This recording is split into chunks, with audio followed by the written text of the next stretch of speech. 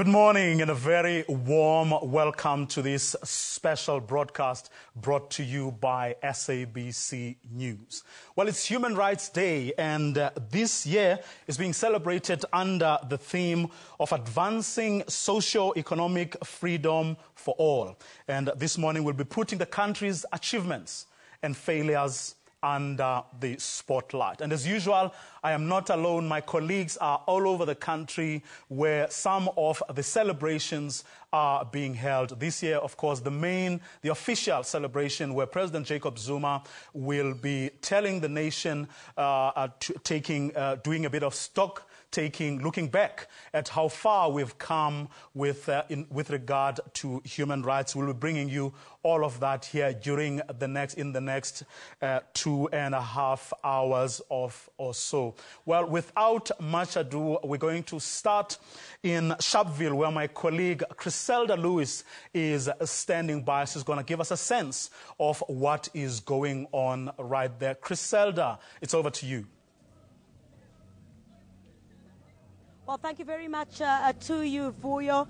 Well, on this day, looking back 53 years ago, on the 21st of March in 1960, when police opened fire on a group of protesters outside the local Sharpeville police station here, where they were protesting against the passbooks that were being used at the time. Police opened fire, killing 69 people and wounding more than 180. Looking back to that day on this Human Rights Day, again, 53 years later.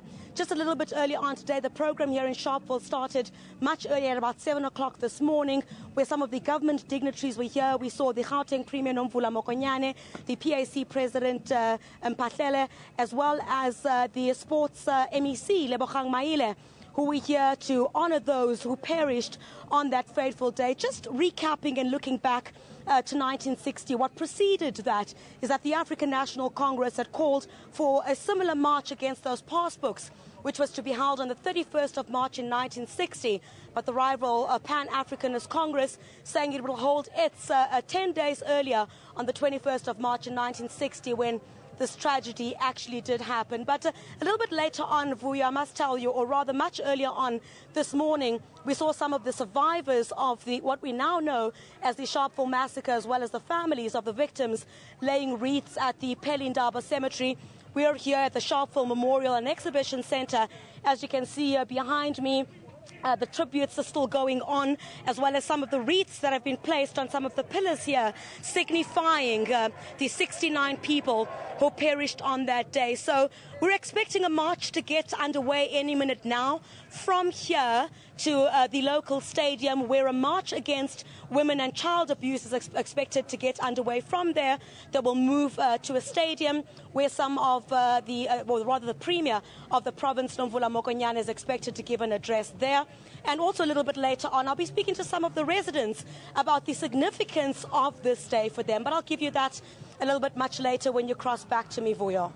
Thanks very much there. Well, Griselda Lewis, of course, she is going to be with us throughout the course of this broadcast. Now, though, we're going to go to Abra Babia, who is at Embekweni in Paarl, and that is where President Jacob Zuma will be addressing the nation from a little later. Let's go straight to Abra right now. Abra, it's over to you. Hi, Vuyo. Yes, as you've just mentioned, I'm coming to you live from Embekweni, where we have the main event today. As you've mentioned, President Jacob Zuma is going to be making his keynote address here today. Now, of course, the whole aim of today, it's Human Rights Day. We're celebrating, we're talking, everything we have to do today is about human rights. But on that very topic, I have the Deputy Minister of International Relations, Marius Fransman, who's going to be giving us some breaking news on human rights that's unfolding as we speak. Hi dear. We must say that we are extremely overjoyed for the fact that this morning the court in UAE has actually taken a decision, and the judge has ruled that Professor Karabas has in fact been found innocent, as we for a while already said for the last few months, that he's done everything to the book, the court has now confirmed that. And that's breaking news, especially for us on Human Rights Day, because clearly for 6-7 months, the professor being there, his human rights really were affected in the fact that the process were not finalized. We want to thank the UAE government for the fact that they've heard our plea, for making sure that the process is correctly followed. We want to thank the judiciary in the UAE for taking the correct decision, and especially a big thank you to the family, the wife, the daughter, and everyone of the professor and the professor himself for the resilience, and then also for the South African family. We in solidarity work together, government, private sector, the family. In fact, one of the business people, South African business people led Iqbal Survey, went there also over the weekend. And all of this has helped to make sure that we are seeing Professor Karabas being released. Well, there you have it, breaking news unfolding right here on SABC as it happens. We will be going to the studio right now. We'll see you guys later on in the program. Enjoy the rest of the show. Thanks there to Abra Babia, who is at Embekweni in Paarl. That, of course, being the place where President Jacob Zuma will be delivering the keynote address, addressing the nation about our priorities for this year with respect to human rights. Well, right now, though, we're going to cross over to Langa, also in the Western Cape, and that is where Unoma Wetu Solwandle is standing by ezakusixelela okokuba apho akhoyo yena kwenzeka ntoni na. Noma Wetu, masubulise. A very good morning to you, Vuyo, and welcome to Langa Township down here in Cape Town. Now, as you can see behind me, the program is also underway here. I think it's worth remembering that the events that happened in Sharpeville actually spread across the country.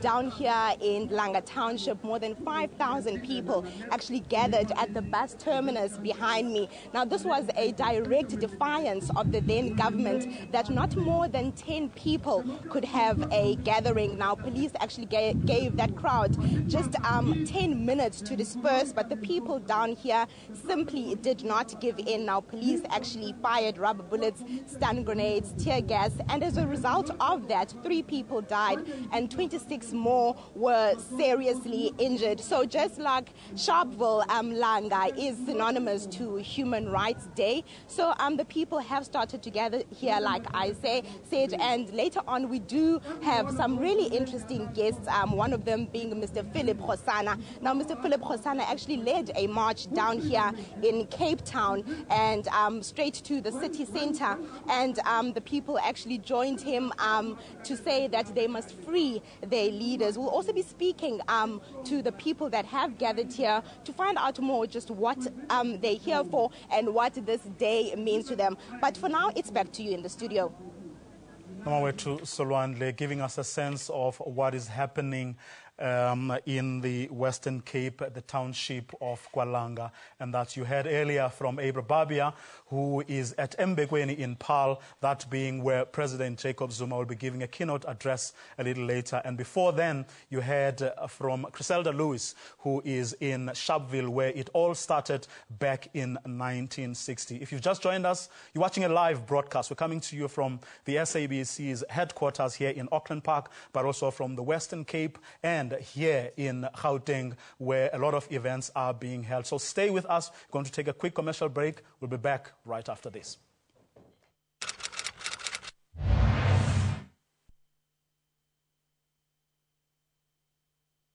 You can afford a lawyer.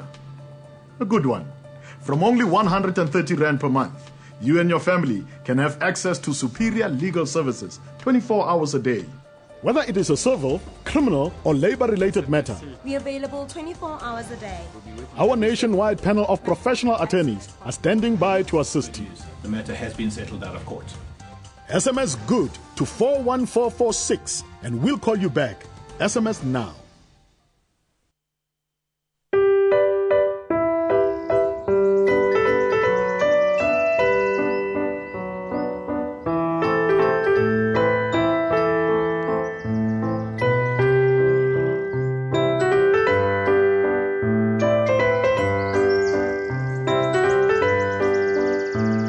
It's our unique creamy taste made with more than 3 glasses of milk that has made us SA's favourite custard for almost 40 years. And that's why mums know that Easter wouldn't be Easter without Ultramel. Serve a smile this Easter. It's hard living it up when inflation is on the rise and interest rates are high and there's no end to the high prices, high taxes and the high demand on your bank account. High, high, high, high. Well, we are through with high. We're sick of all work and no play. We prefer low cost, low fat, low tide, low pressure and low interest rates. High fives? Not for us. We like ours down low. Low is good. Like our low insurance premiums that save you money. So SMS budget to 40322 and start living today.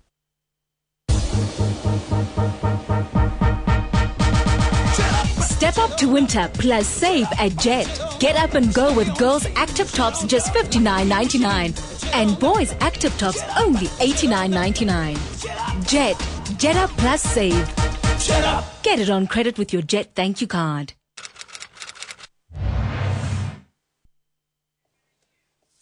Welcome back. If you just joined us, you're watching a live broadcast. This, of course, being Human Rights Day. The theme for this year being advancing socioeconomic freedom for all. President Jacob Zuma, in about an hour's time, will be giving a keynote address from Embekweni in Paarl. That, of course, is where the main official activity to commemorate Human Rights Day will be held. But right here in the studio, I do have the Deputy Chairperson of the Human Rights Commission, Ms. Pregs Govender. Welcome and thank you very much for joining us. Thank you very much for having me on your show. Well, Human Rights Day 2013. What immediately springs into mind? Where are we? Where are we as a nation with regard to human rights? I think the theme of socioeconomic rights is a absolutely critical one, because what we have seen across our country through, for example, our hearings that the Commission has held in every province, is that people, and although the hearings focused on water and sanitation, what we saw was that people who are poor across the country in the previous apartheid homelands and townships and informal settlements of our country continue not to have their socioeconomic rights. So the people who don't have access to water, who don't have access to sanitation, are in the poorest parts of our country, remain in the poorest parts of our country. And the reality of the deepening poverty, the inequality between those who are very poor and the small number who are extremely wealthy, the gender inequality and the gender-based violence, the unemployment and the precarious employment, the move from formal sector employment to so-called casual employment. Let's get into the detail of the various areas that you've touched on. I'm going to start with sanitation. And the reason I want us to start on sanitation, I remember last year on this day in Sharpeville, you were talking about the backlog in sanitation. And I don't know if anyone could have raised it more sharply and more succinctly. You said at the time that, yes, there is this backlog. Yes, the country is facing enormous challenges and lots of them. But you said, why don't people go and find the money to address the sanitation backlog? Perhaps in the same way that people were able to go out there and find money for arms, which I think was a striking sort of parallel to draw, so to speak. Yes, I think that the issue of the resources for the rights, the socioeconomic rights, are critical. And they have to be done in a way that there's no trade-offs with other rights. So, for example, if you ensure that the right to sanitation is upheld, and government has estimated in the region of 50 billion that it would cost to actually address the backlogs in a way that upholds human dignity and clean environment and privacy, then you can't do that by cutting back on water or any other right. You have to do it in a way that's holistic and understands that all rights are integrated, they're interdependent, and they're indivisible. And we have seen that, the statistic I gave about if you take the map of those who don't have rights and you put it against the map of South Africa in 2013, those who don't have rights still remain. That spatial geography, that apartheid, the old is still there. It's still there. So if you take so it's actually at the one level, it's financial resources. For example, and I just want to just look at some of the statistics. 10% of schools in our country, public schools, don't have water. 46% are still using pit latrines. And these are not maintained, and the hazards to children are very clear, the health hazards particularly.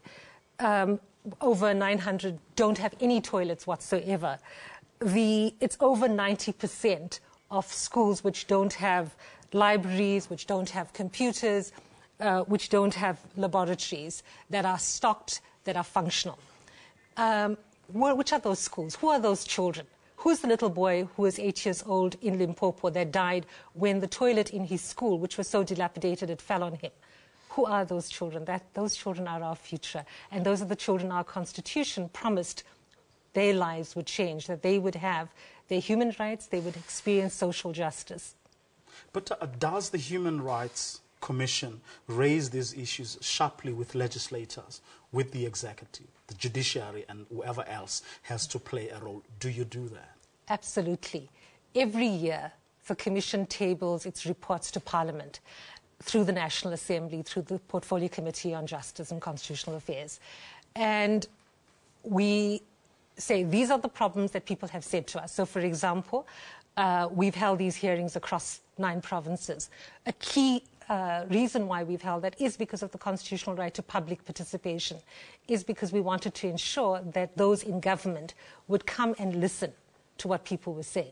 So we invited local, provincial, national government to come. We table our reports to Parliament. We expect Parliament to use its oversight responsibility. I'm going to ask you to hold your thoughts right there, because yesterday there was a debate in Parliament around human rights, and I want us to see whether, in fact, the legislators read the reports that you tabled before them. And this is how that debate went. The time has come for us to decide our own social and economic future. The moral decay or degeneration rooted in our dark and unjust past has become the greatest threat to our second phase of the transition. It is rooted in our dark and unjust past and thrives because of the degrading and dehumanizing socio-economic conditions resulting from the triple challenges of poverty, unemployment and inequalities. To exercise human rights, human beings need more than the political freedom to choose who governs. Political freedom is a milestone on the road to socio-economic freedom for all, and we have a very long way to travel.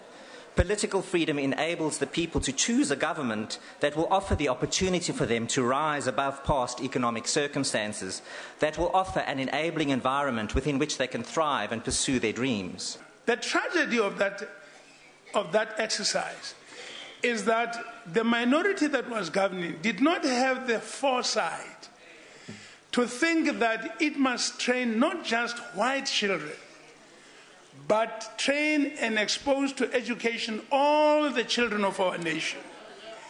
Had that been done, we would not be sitting where we are today. We must acknowledge that what has been popularly referred to as the South African miracle has become to a few of our citizens the source of affluent living, obscene wealth, selfishness and corrupt tendencies.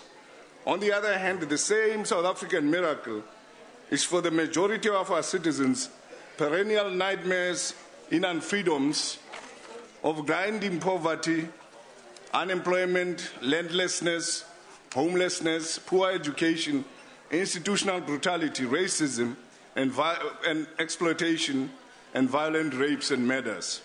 Impressive strides have been made since the advent of democracy in 1994. A larger number of people have access to basic services.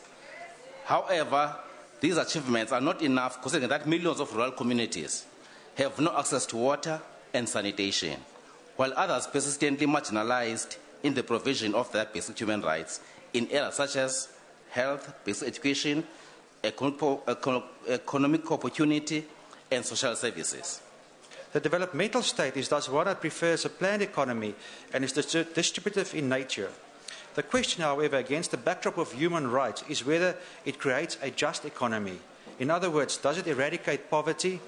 Does it cherish freedom? And does it ensure that no new victims are created in its wake?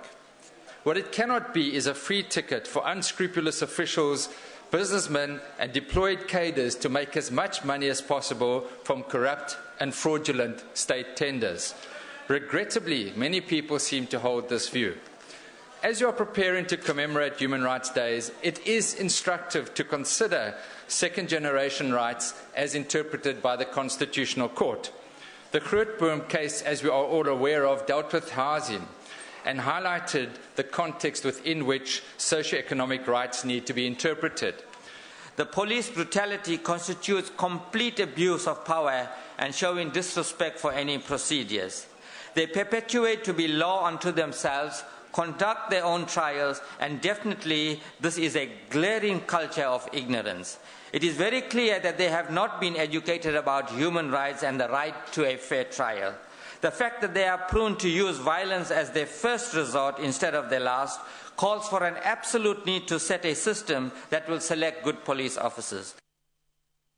Well, various political parties there making their respective points. You had Matola Matsoga, Chief Whip of the ANC, Dion George, Mosiwa Lekota from COPE. In your view, are they on the money? In other words, granted, those are excerpts. We don't have the full speeches. And no women. Yeah. that's another Oversight point. by the But SABC. are they on the money? I think that I think that they're raising the issues. I think that they need to actually be making the connections.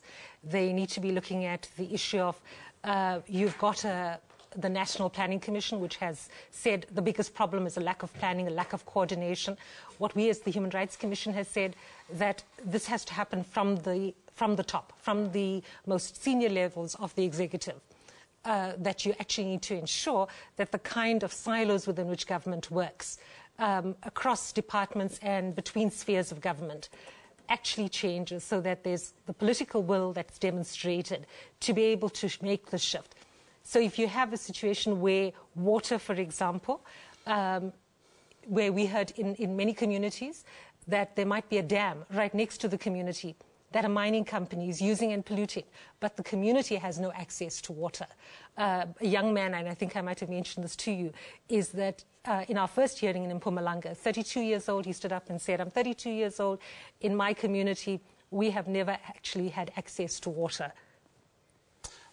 Well, it says a lot about our planning, but of course, which the National Planning Commission argues is what they are actually putting on the table, and there's a plan to actually address these things. But the key thing that they identify is the issue of implementation, and it's the key issue that we identified as well. In other words, we're not short of ideas and plans, but we fail on implementation. Absolutely, but it's both. It's both the implementation and actually revisiting policies that have not ensured that our constitutional rights are able to be given effect to. So it's both. We're going to get into these issues, but for now, I want us to go back to Sharpeville. But before we get there, let's take a quick break and we'll be back.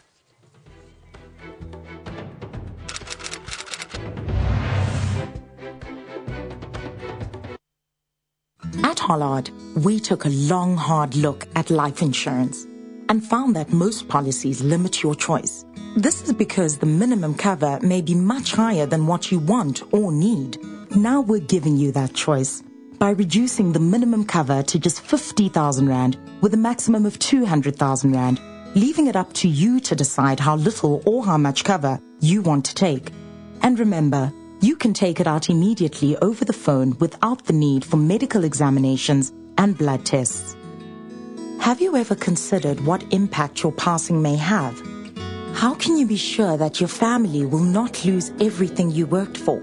Life cover from Hollard, with its minimum cover of just 50,000 Rand up to a maximum of 200,000 Rand, can really make a difference. You can add your spouse or partner to the same policy and choose the most appropriate cover for them too. You also have the option to add a family funeral benefit, which will cover your spouse and up to 5 children. And because we understand the importance of having access to money immediately after a main breadwinner passes away, Hollard Life Cover will pay out 20,000 Rand within 48 hours of a valid claim, provided we receive all the necessary documentation. Hollard Life Cover is truly accessible because it gives you a choice of life cover from as little as 50,000 Rand up to 200,000 Rand. It also pays out 20,000 Rand within 48 hours. You never know what life has in store, but you can do something to secure the future of your family. Do it now by dialing *120*1003# or send a please call me to 083 227 0320 and we'll call you back to explain how accessible Hollard Life Cover can be. Hollard, we get you.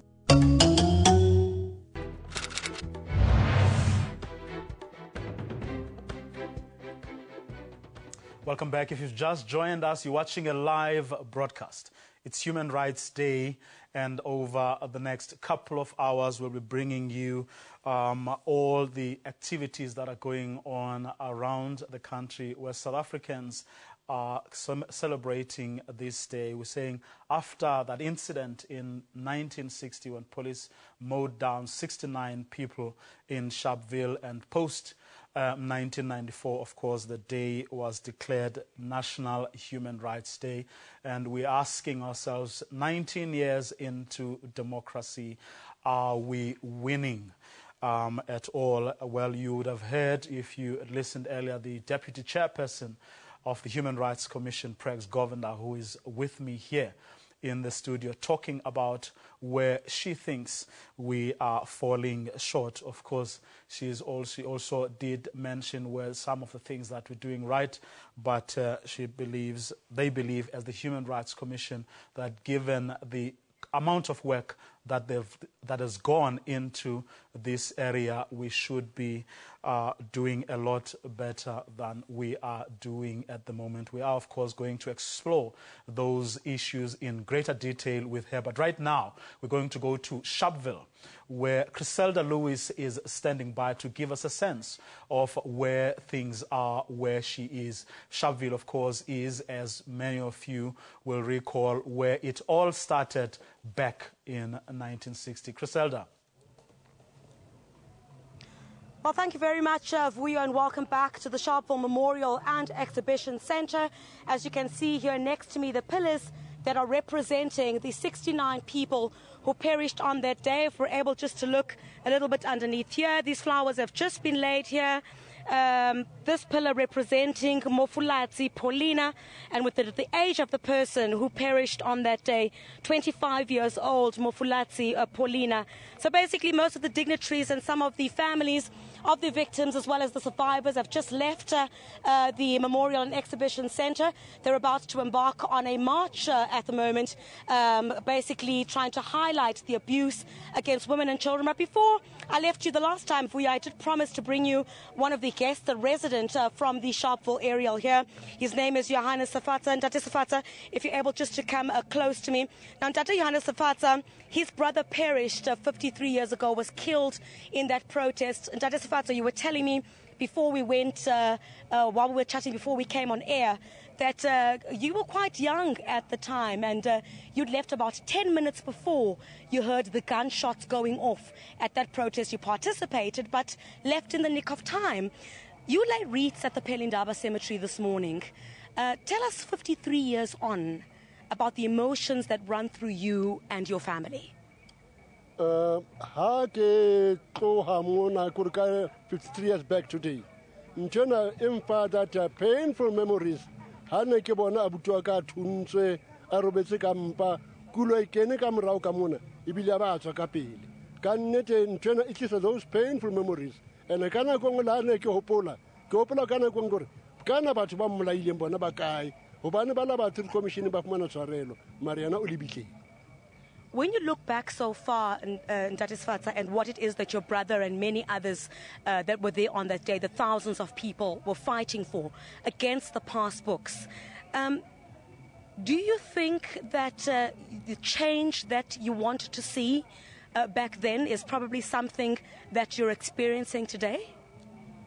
Ke tla re ka madi ya bona ke mona ka jeno re fumane tokollo ke mona ka jeno sa tsamaya re tswere dipasa tsa ntse kgolo tsane tsena di tabola dipokot tsa rona ke mona ka jeno la o ya tropo mmolo o kena shopong everywhere ha ona ntshana ni blanke boyeng diterene mona re palama hohle kgetho le fedile le bana ba rona ka jeno ba kena dikontana bunch education e fedile re fumana thuto e lekanang kaofela jwale se bohloko fela ke sa hore hona jwale bothata gore batho ba sebetse mesebetsi ha eyo jalo ho hlokale ga mosebetsi bofutsana bo phile matla ka bofutsana bona batho ba se sebetse crime le yona phahama re la ka tseka mohlomong ha mmuso wa rona hona jwalo ha o ka etsa re batjha ba rona ba sebetse bophelo bo ba monate tere we should reap the fruits ya madiana a tokolo re fumaneng ka madi ya bo rona. When you look back just finally, Ntatisfatsa, do you think it was a fight that was worth it? You spoke very painfully earlier on at the Pelindaba Cemetery when you spoke about the fight then and how that legacy should continue. Was it worth it as you stand here today? Yo, ntho yo yona ke tla re ya hlokahala holo ntho ba yentseng eo wa tseba ka nnete ho ja se ka bona nkebe re se mona mo re lenti bona itse ka morao thinya ha bona taba ena ya lefula bona ke taba e ile a tsebahala internationally mafasa ka ntlana ala tseba a tsona matlo ya ba mmuso wa rona mona mmuso wa apartheid o a phenika jalo ha o phenika jwalo wa qala wa bena mekgatlo ya rona bo PAC bo ANC jwalo e itse ha o phenika jwalo wa thapa ke ka ho he ke reng ka madi ya bona le fumane tikoloho. Ntate Johannes Safatsa joining us there. Thank you very much, Ntate. One of the family of the victims of what we've now come to know as the Sharpeville massacre. He was also participating in the commemoration this morning. He says he's about to take that walk also against women and child abuse as a march, that, as I said, Vuyo, that is scheduled to get underway any minute now. They'll be walking from the dam, which is not too far from me here, to the stadium where we're expecting the Gauteng Premier, amongst others, to give an address with regard to the importance of this day. I must tell you that the community in this area has come out in support 53 years later. They understand the importance of this day and why both young and old I've seen here standing at this exhibition center. Those probably who are unable to understand. I remember asking a very young boy, does he understand what's happening here? Well, unfortunately, he was too young. He just smiled and just ran off. But many here understanding the importance of this day. From now on, they'll move to the cricket stadium, which is not far from here. We're expecting the commemoration of the 69 people who were killed to continue there. We're back to you for now. Griselda Lewis in Sharpeville. She's, of course, staying with us throughout the course of this broadcast. Right now, though, we're going to Langa, another site that inspired the commemoration of this day. Nomawetu Solwandle is standing by. Well, thank you, Vuyo, and welcome back to Langa Township in Cape Town. Like you said, another site that has inspired the commemoration of this day. Now with me, I am joined by Mr. Philip Hosana. Now, Mr. Philip Hosana actually led a march down here in Cape Town 9 days after 69 people were actually massacred in Sharpeville. Mr. Hosana, thank you so much for joining us. Just very briefly, paint a picture for us about what happened on that day. 53 years ago, at this place where we are sitting now, the Pan-Africanist Congress had decided to challenge one of the biggest pillars of apartheid, being the past laws. And we assembled here under the command of Robert Sobukwe to challenge the past law and destroy them once and forever. Here we are at Langa, at the flats where I was as regional secretary of the PAC those days at the age of 23. And we were there and we lost 3 people dead and 38 who were wounded. And we come here to commemorate this day and remind our people that the struggle we started 53 years ago is not over, and our people must work very hard to do it. The theme of this year, 100 years after our country was taken over under the Native Land Act of 1913, we are going to be battling throughout this year to remind the African people that the land which they fought for, the land which belongs to them, has not yet returned to their owners, and they have to battle very hard so that the government we have must hold in trust the entire country and redistribute it equitably among our people so that we can then talk about freedom. Now, Mr. Khosana, like you've just said, just 23 years old, you were still a student then. What inspired you to be involved in those politics? 23 years ago, here I was as a student at the University of Cape Town. And it was made clear by the government of the day that whereas the past laws had been the burden on the male population of the African people, they had made it clear that they were now going to extend the passes to our mothers and sisters and brothers. In other words, to destroy the entire African family. And for that reason, I decided that I was going to abandon studies, join the movement led by Robert Sobukwe, and make a contribution towards change in this country. Now, very briefly, Mr. Khosana, very young, a very sad day in South Africa that day. Just how you feel about the way the day is remembered today? The way the day is remembered makes us sad. In other words, we are confusing our own children. They have to know the name Sharpeville and what happened at Sharpeville. They have to know about Langa and Paarl and Durban, where our people lost their lives. We are now clouding the whole thing as if we of the PAC do not want to believe in human rights. We do as an organization. But we cannot cloud the history of our people such that our children do not know why we are talking about Sharpeville and why we are talking about Langa. Thank you very much for your time. Well, that was Mr. Philip Khosana. He actually led a march down here in Cape Town 9 days after 69 people were massacred in Sharpeville. With that, it's back to you in the studio, Vuyo. Thanks there to Nomawetu Solandle, who was talking, of course, to PAC stalwart Philip Khosana, who was recalling how it all happened in Kwalanga, where he is back then. He was a student, as he says, at the University of Cape Town. We are going to cross over now to Paarl, to Embekweni in Paarl, where President Jacob Zuma will be delivering the keynote address. We'll be bringing you the latest there. Abra Babia is going to tell us what's happening there and when exactly should we expect President Jacob Zuma to give that keynote address. Well, let's go to Embekweni in Paarl. Abra. Hi, Vuyo. Yes, welcome back to a scorching Embekweni. The sun is really beating down on us here today, but that hasn't stopped hundreds of residents here from coming out of their homes to try and catch a glimpse of exactly what is going on. There are people lining the streets, little kids all trying to peer through the barricades to try and see what's going on. You also can see there are people lined up behind me, all waiting in anticipation for the president. But in the meantime, what's happening inside the hall? Cultural activities have been carrying on since about 8 o'clock this morning. We have groups like the Drakensberg Coon Carnival Association, the Ubu Yambo Xhosa dance group, the Lucanio Marimba band, which should be quite interesting, a band or a group called Laudability, as well as the Kaapse Klopse. They are some of the people performing here today. There's a range of cultural activities happening, so we're quite excited to see that later on. But for now, we're all just waiting for President Zuma to arrive. He hasn't arrived just yet, but I believe he is on his way. He'll be here soon, and then we'll get back to you with more on that later on. Vuyo. Thanks there to Abra, giving us a sense of where things are. President Jacob Zuma expected there any minute from now. Well, before we continue with our conversation with the Deputy Chairperson of the South African Human Rights Commission, Prex Govender, going to take a quick ad break, and we'll be back right after this.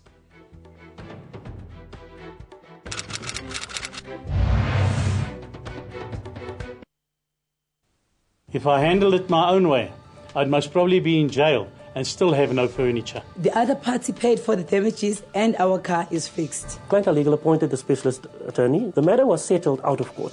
Clientele is the name I trust. You can afford a lawyer. A good one. From only 130 Rand per month, you and your family can have access to superior legal services. SMS LAW to 41446 and we'll call you back. SMS now.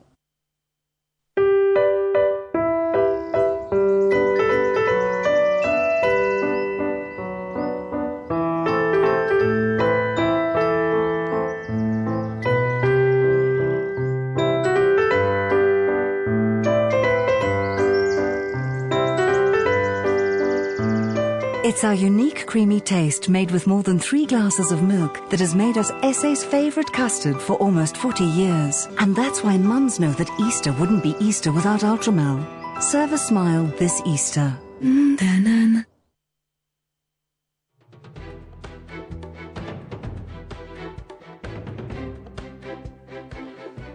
Welcome back. If you've just joined us, you're watching a live broadcast of Human Rights Day celebrations, commemorations all over the country. Our colleagues in Paarl, in Langa, in Sharpeville have been giving us a sense of what is going on there, and will continue to do so throughout this broadcast. A little later on, President Jacob Zuma is expected to give a keynote address in Embekweni, where he'll be telling the nation the government's own sense of where we are with regard to human rights as a country, but also where they, as the government, think we should be going. Presumably, all of that informed, of course, by such inputs as the reports of the Human Rights Commission, which keeps on, they go around the country holding hearings, listening to what South Africans are saying about how they live and how they believe their lives can be improved. Let's take a look at this insert just to get a sense of our human rights record as a country. Nosekele Murame runs a creche for orphan children in Embekweni, but only relying on her husband's social grant, she struggles to make ends meet. Both my husband and I are not employed. He was involved in a car accident and now we live off his social grant. The changes I would like to see is for all people like me getting help in the community. Another resident, Koliswa Mere, is unemployed. I haven't seen any form of help from government. I'm still poor and thought government would have improved my standard of living. Against the backdrop of what happened on this day more than 50 years ago, the community of Embekweni say they are grateful for the right to vote in a democratic South Africa. But almost 19 years after democracy, these residents are somewhat disillusioned about commemorating the day. However, some say they will celebrate it. I have the opportunity to vote. I get the things I need from government, but there are still a lot of other things we don't get. With 250,000 people, the Drakenstein municipality is the biggest municipality outside of the Cape Town metro. About 60,000 people live in the township of Embekweni. Housing, water and sanitation, as well as unemployment, are some of the challenges facing the community. About 27% of people are jobless, similar to the national average of 30%. Drakenstein Mayor Geesie van Deventer says the community now has greater access to human rights and basic services.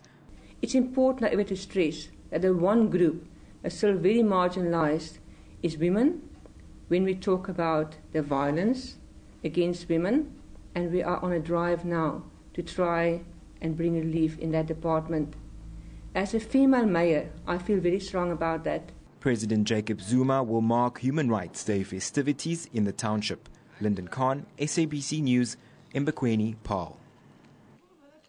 That report by Lyndon Khan, who visited the community of Embekweni a couple of days ago. Well, Embekweni, of course, being where President Jacob Zuma will be delivering a keynote address, where people are talking about being happy that they have the right to vote, but that alone doesn't mean much if there is no improvement in their material conditions. And I guess that's what we hear from South Africans all over the country, but in particular in those areas you were talking about, that when you look at where there's no sanitation, when you look at where there's no water, it's the same areas that are largely populated by poor people, the great majority of them black. Absolutely, Vuyo. And I think that often you'll hear government say it's not a problem of money because money is being rolled over. But I would say then if it's not a problem of money, why isn't all of this being fixed? Why isn't the money being spent to actually make sure that there are proper schools that have water, that have sanitation, that have electricity, that have proper functional libraries and computer centres and sports facilities and laboratories, so that it gives our children a chance to actually begin to be able to compete in the world. And if you actually, so it's one, it's the issue of resources, and two, it's the issue of capacity. And to build that capacity takes resources. And I would argue that what we've seen throughout the provinces is that there has not been a consistent program of capacity building, particularly in those poorest municipalities. You cannot have a situation where a poor municipality is expected to monitor the pollution of its water by a global mining company. How does it monitor it? How does it hold it to account without that capacity and without the coordination with provincial and national government? And so I think that it's got to be both. It's got to be how do you actually build that capacity in a consistent basis? So you can't. So the national planning, the National Planning Commission has talked about the need to actually devolve responsibility, the competency of human settlements to local government level, to municipalities. And for the Human Rights Commission, that's a very worrying thing, because you first need to build the capacity, you need to ensure the resources are, the ability to spend the resources is there, the power to be able to negotiate with those it contracts to provide whatever service, to monitor that those services are being maintained, and to hold accountable if water is being polluted, that those companies lose their mining licenses, etc. And are actually, because that you're talking about, really dangerous pollution, like mercury in our water. What about the role of politics? And I'm using politics in the broader sense. Take a municipality like the Nelson Mandela Metro, which is a fairly advanced municipality, better resourced than most municipalities could even dream of. Yet politics has crippled the municipality to a point where there is no delivery. The resources are there, and the skilled people, they have skilled people, better people, skilled people than you could get in most municipalities. But you still had protests, people complaining about backlogs and about lack of delivery. So politics does play a role. Absolutely, politics plays a role. And I think what we've heard across the country in every single one of the hearings is that people are sick and tired of being fobbed from one department to another, from one political party to the other. They're saying, actually, you are all government. Whoever you are government, whether you're local, provincial or national, get your act together, fix it. That's what people are interested in. They're not interested in the fights between X and Y and Z, and why it is that they're actually not sorted the problem out. They want to see political will from the top right to their local village or community.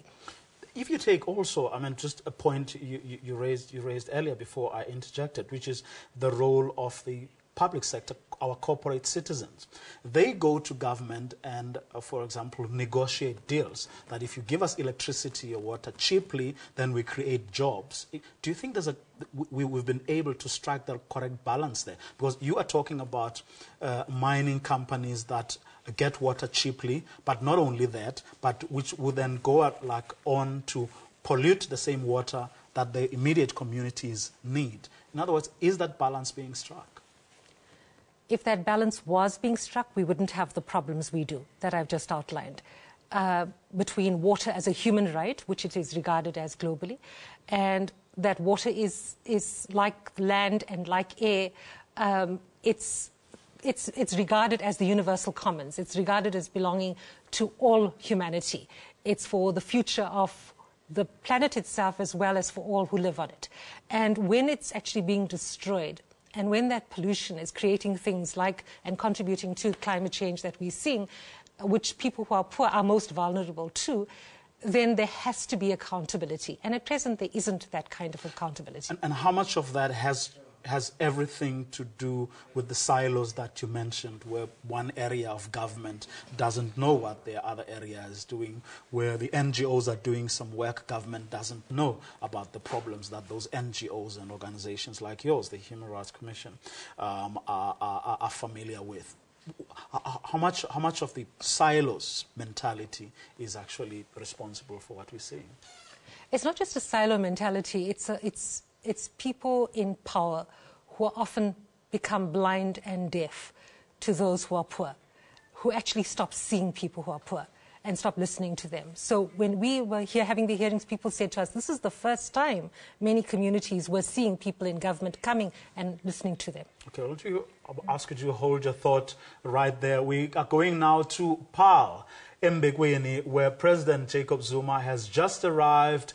This, of course, at this hall, this being where he will be delivering a keynote address, not only to the people who have gathered in that hall, but also to the rest of us as the South African nation.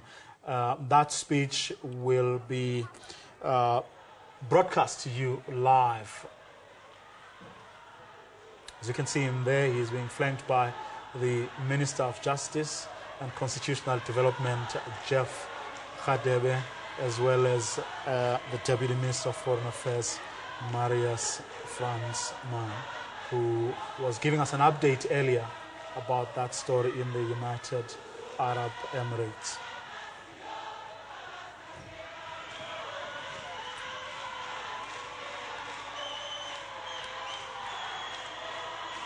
If you just joined us, you're watching a live broadcast.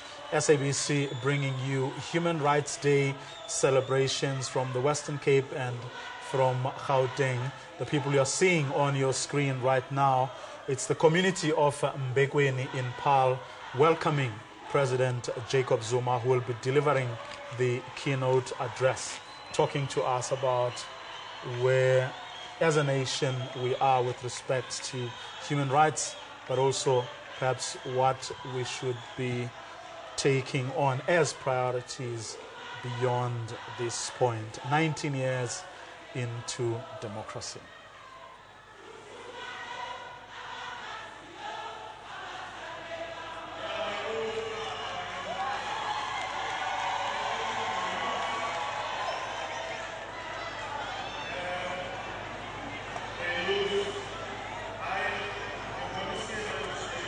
The youth. Thank you very much. Before you settle down, in other words, remain on your feet, young people. Abo baba bathula izigqoko namakepisi sizocula umhobe wesizwe. The national anthem will be led by the choir, and we are all free to join. May we now sing the national anthem.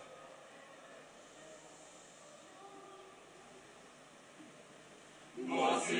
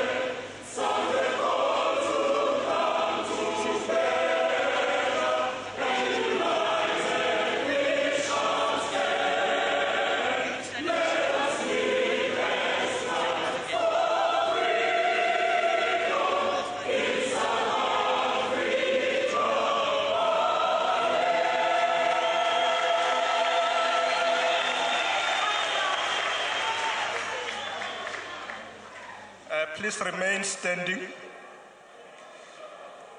Remain standing.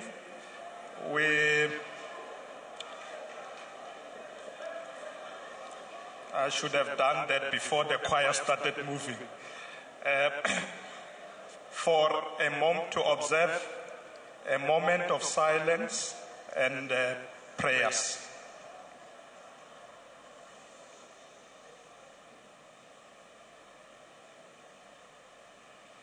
Thank you very much. You may be seated.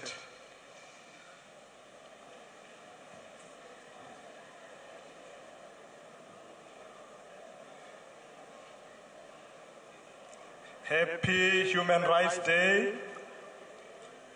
Happy Human Rights Day.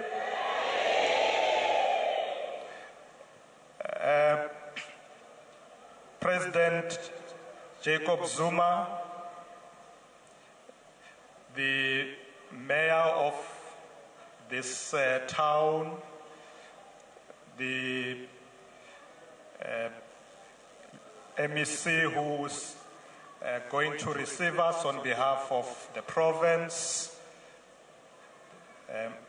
my partner in organizing this event, Minister Jeff Hadebe, all ministers present, deputy ministers, the leaders of political parties here present, nani nonke mzomuhle wasembekweni siyanibulisa. Igama lami nguPaarl Mashatile, uMinister we-Arts and Culture.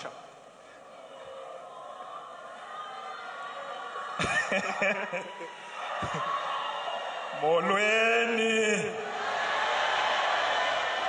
I'm now going to take this opportunity because we don't want to delay unduly to ask MEC we-Arts and Culture from the Western Cape to come and welcome us on behalf of the Premier of the province who could not be with us. And once we know that we are welcome in the Western Cape, we'll then proceed with our activities. Thank you very much, MEC.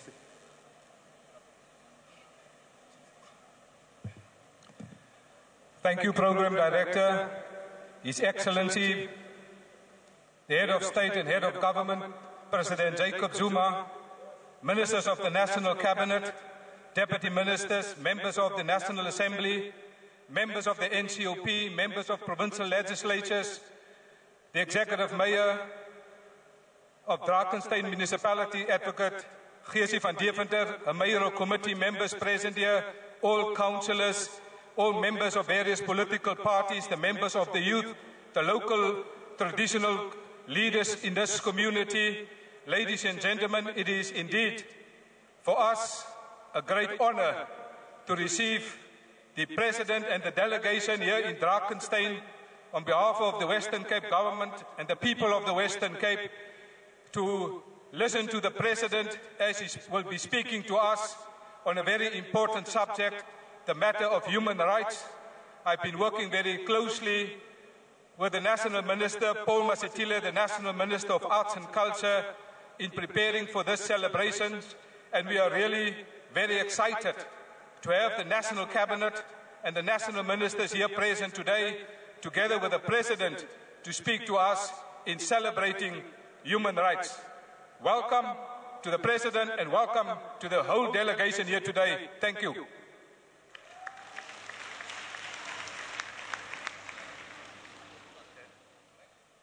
Thank you very much, MEC Mayor. That was an important message. The leaders of political parties, if you can please be ready to deliver your messages. I don't know where you all seated. I can see that Mishwe there.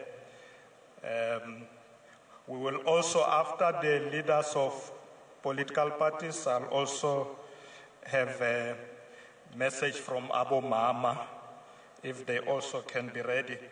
Is Marimba Band here? Okay, come and give us an item as I prepare for the political parties. I will indicate just now who's going to come first, but let the band come in. Where are they going to perform? There. Okay.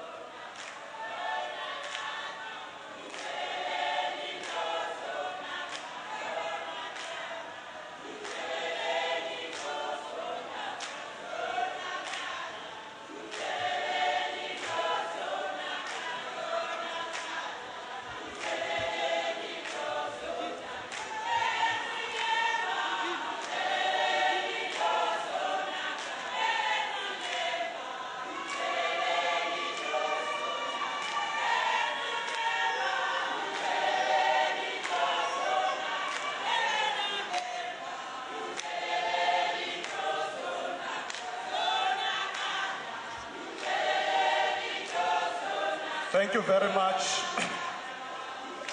Thank you very much. I can see that Marimba was not ready. So what I'm going to do, Marimba, I'm going to proceed and then come back to you later. I'm going to start with ACDP. Moruti, Mishwa, you'll be the first. And then Kuzolandela Ubaba Usmat Ngonyama from COPE. Kuze Ubabu Mahala from APC. And then Ubabu Mfundisi from UCDP. If there's any party that I would have left out, please come and see me. In the meantime, I'll proceed with those I have called. If you can come, please come to the stage, and Mruti, Babu Smarts, if you can be ready as well. Those that I've called. Because we don't have a lot of time, I will plead with the leaders, if Bangashaya and 2 minutes, 3 minutes maximum, but I'm sure 2 will make it. Kushushu up. Niava. Kushushu up.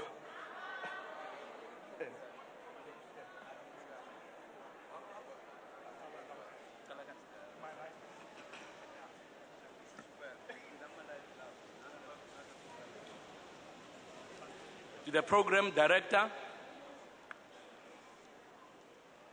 Honorable President, Mr. Jacob Zuma, cabinet ministers, leaders of political parties, all precious special people of this area, Paarl, and all protocol observed. The ACDP believes that it is an admirable aspiration to be united in advancing socio-economic freedom. But we need firstly to understand what is meant by socio-economic freedom. If it is the progressive realization of socio-economic rights as contained in the Bill of Rights, then we can fully support this. If it is addressing poverty, unemployment, and inequality in society, again, this we fully support. We should further look at the question, what socioeconomic freedom means. Does it mean the right to have as much money as possible by any means? And who gives this economic freedom? Is it government, the private sector, or big business? The simple answer, we believe, is none of the above. The ACDP believes before we can advance to socio-economic freedom for all, we have to replace the culture of entitlement and violent strikes with a culture of diligence and responsibility. We should equip all our people with the understanding that to eradicate poverty and achieve economic freedom, we should all endeavor to create a climate conducive for job creation. Jobs are sustainable in the economic environment that is healthy and sound, and we must all contribute towards that. South Africans must take responsibility for growing the economy if we want to achieve socio-economic freedom for all. It is a fact that our high labor costs make us less competitive against Chinese labor costs, and our largely unskilled labor market disqualifies us when compared to skilled and well-educated Singaporeans.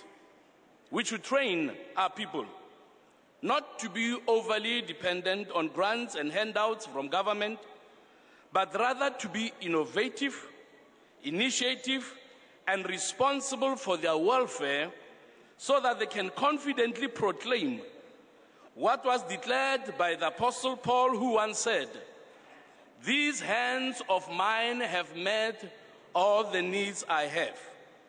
While trying to improve the living conditions of the previously marginalized in our communities, we should do our utmost to protect the goose that lays the golden eggs as they are keeping our economy active. We should find ways to educate the larger populace to rise above handouts and the entitlement mentality that is destroying economies across the nations. The ACDP wants our people to know that with the Lord on our side, it is possible to face and overcome all the challenges we are facing. Our country needs change that will cause our people in the streets to roll up their sleeves and work hard to be productive. We should create conducive environments and the necessary technology for greater efficiency and effective delivery. That would help us produce a new breed without greed. Program Director, the question can justifiably be asked whether 17 years after the adoption of the Constitution, the state has made sufficient progress to fulfill second-generation socio-economic rights. We think not, given the high levels of fraud and corruption in society that is not sufficiently addressed. We are all shocked by the Auditor General's report that revealed that the state wasted about 24.8 billion rand with unauthorized, irregular, fruitless, and wasteful spending by provincial departments and entities. Had these funds been available for service delivery, it would have resulted in the more speedy realization of these rights. Additionally, if one has regard to the high levels of crime and violence against particularly women and children, it can justifiably be argued that the state has not done enough to fulfill first-generation rights, which are the right to life, human dignity, and to be free from all forms of violence from either public or private sources. Clearly, far more needs to be done in this regard. Political parties are at least united in support for the National Development Plan, which proposes a social compact to reduce poverty and inequality and raise unemployment and investments. This, we believe, will go a long way to address both the first and second generational rights contained in the Constitution. The ACDP says to the country as a whole, Happy Human Rights Day, but as we celebrate our human rights, let us remember that with all rights are responsibilities. Let us find the middle path of balancing our rights and our responsibility. God bless South Africa. God bless you all. Thank you. May I now have Ubabu Smarts Ngonyama from Congress of the People. Master of Ceremonies, the President of the Republic of South Africa, ministers, members of Parliament, all dignitaries present here, ladies and gentlemen, to all South Africans, wherever they are. On this special day, COPE believes that in 1996, we brought into being a democratic constitution of South Africa, which we unanimously agreed that this bill produce a Bill of Rights, and that Bill of Rights is the cornerstone of our democracy, because it enshrines all the rights of our people, and it affirms the democratic values of human dignity, equality, and freedom. However, after 16 years of our democracy, we observe the gulf that is building between the rich and the poor. Year by year, there's inequality that is growing in our country. The challenge that we have as South Africans is to unite our people. We have to unite our nation that is racially splintered and economically divided. We have to deal with the socio-economic challenges facing our people. The challenges of basic services, water, sewage, electricity, affordable housing, equality housing, where currently we have challenges, the issues of healthcare services with fully staffed and equipped and the healthcare facilities. The education system, which is having a number of challenges, we have to deal with it decisively. We have to deal with the issue of the right to life, the fundamental rights of the people to life, especially women and children. They get brutalized, they get maimed, they get raped on a daily basis. All of us as South Africans have to ensure that we deal with these basic rights. The equality before the law becomes fundamental, irrespective of the position that a person holds in society or in organization or in government. We have to ensure that we have the police that bear the same values that are enshrined in our Constitution, that respects humanity, that respects the right to life of all of us as South Africans. We have to deal with the question of corruption, which is a scourge in all of our communities, whether it's in the civil service, business, and in the communities. Corruption has to be dealt with decisively. We say, Master of Ceremonies, on this special day, we have to close the gap between the rich and the poor. We have to ensure that we build a united nation that is at peace with itself, as it has been envisioned when we started our crusade. And lastly, and in conclusion, where do we go from here? We believe that all South Africans, the members and of our communities, business people, professionals, politicians, religious communities, civil society leaders, and all of us have to be united in ensuring that we respect all the rights enshrined in our Constitution. We salute you, all South Africans. We say, let us be united and to serve our country. I thank you. Ke tla kopa ntate Mahala wa APC, African People's Congress.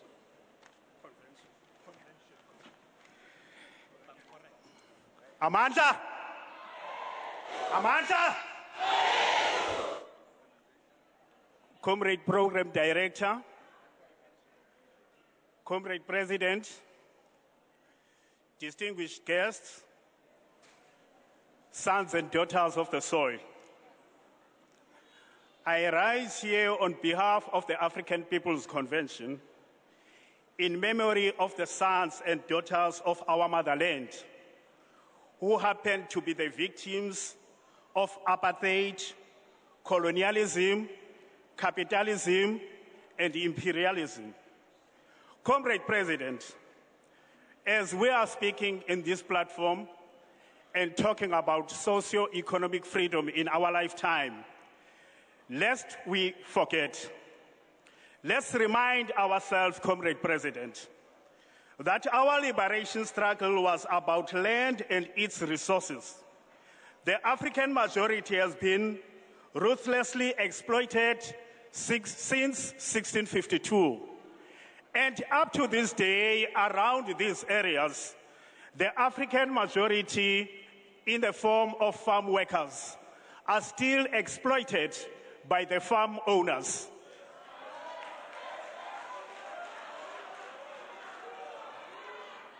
Comrade President, we cannot speak of a socio-economic freedom whilst from where I am in the Western Cape, out of 13 departments, only one department has a black HOD.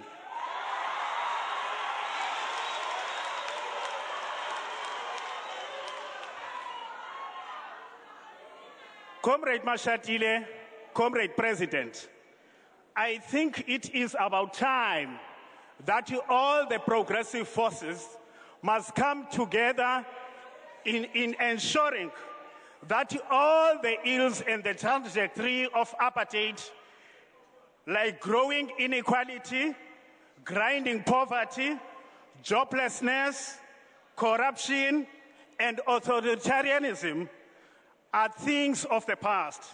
We cannot be able to say that we are free whilst our people are still exploited in the farms as well as in the mines.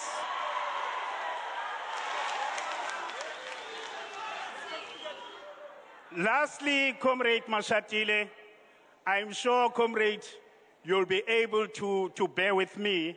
I'll take just a little bit of a second from your time. Based on our spirit of comradeship, surely you'll take that. I just want to say, on behalf of the African People's Convention, let's all stand firm, reverse, and undo the apartheid trajectory. Let's make sure that as progressive forces, we all say, forward to social transformation, forward. Forward to social transformation, forward. I thank you.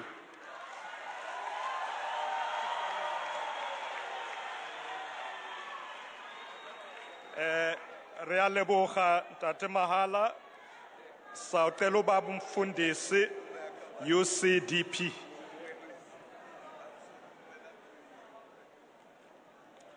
Thank you, Program Director, His Excellency, the President of the Republic, Utadu Jacob Zuma, members of the Cabinet, colleagues in the leadership of political parties, Otata Noma Mabalapa, Nani Nonke Manene Namanenegaz, Madin Burisin.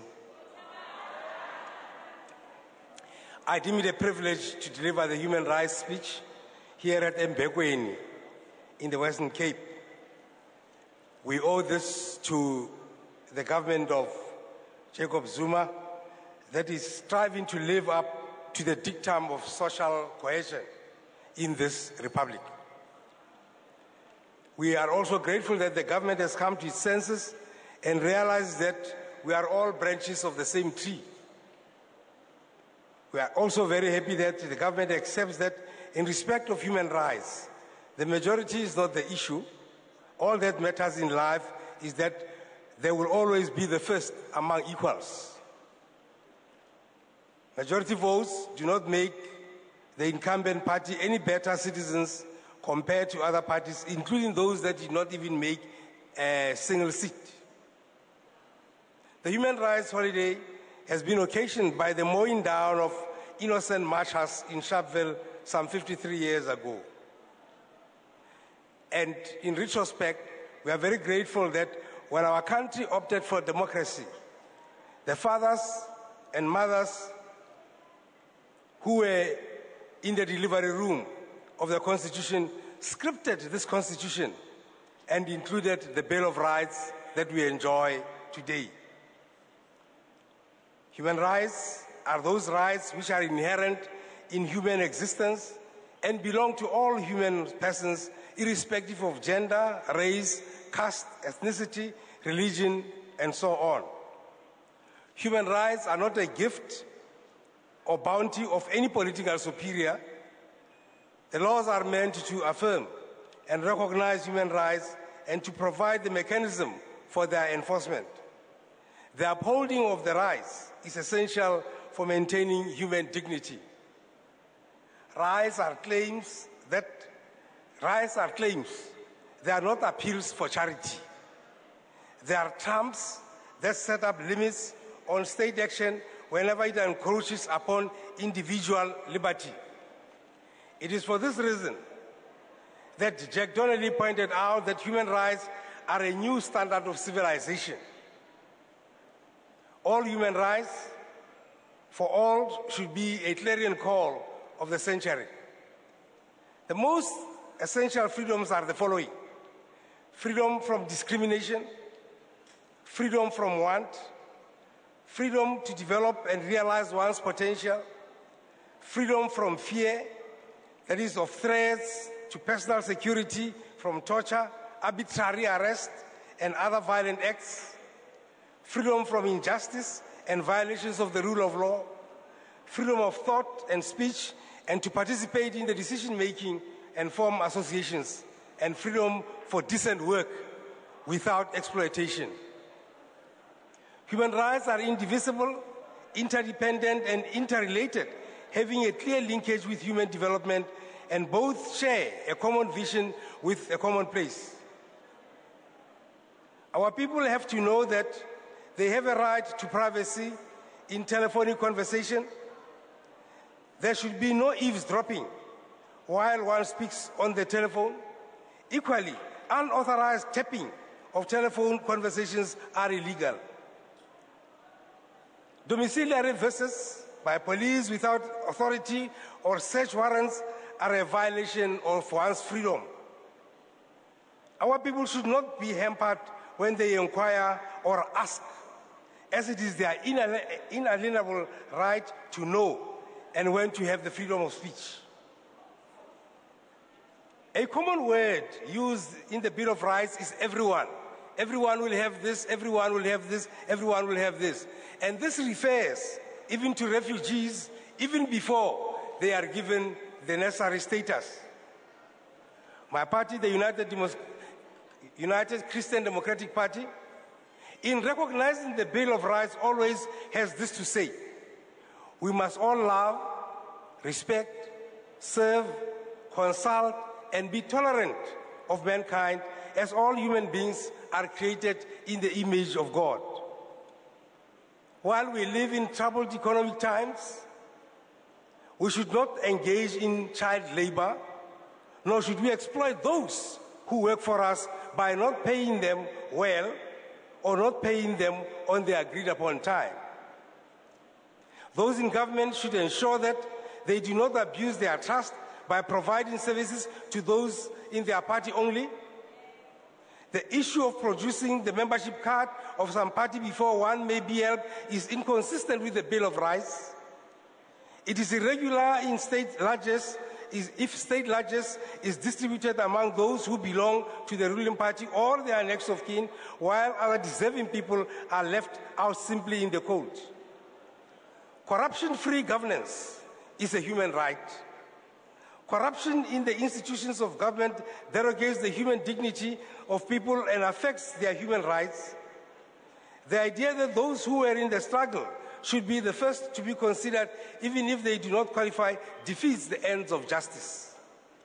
In a democracy, the need to practice self-restraint and to innovate or forge new tools only when that is the requirement in the public good. And finally, let us always strive to avoid ad hocism. That is the ticket for one journey to certain people only because it may degenerate into tyranny. Thank you very much.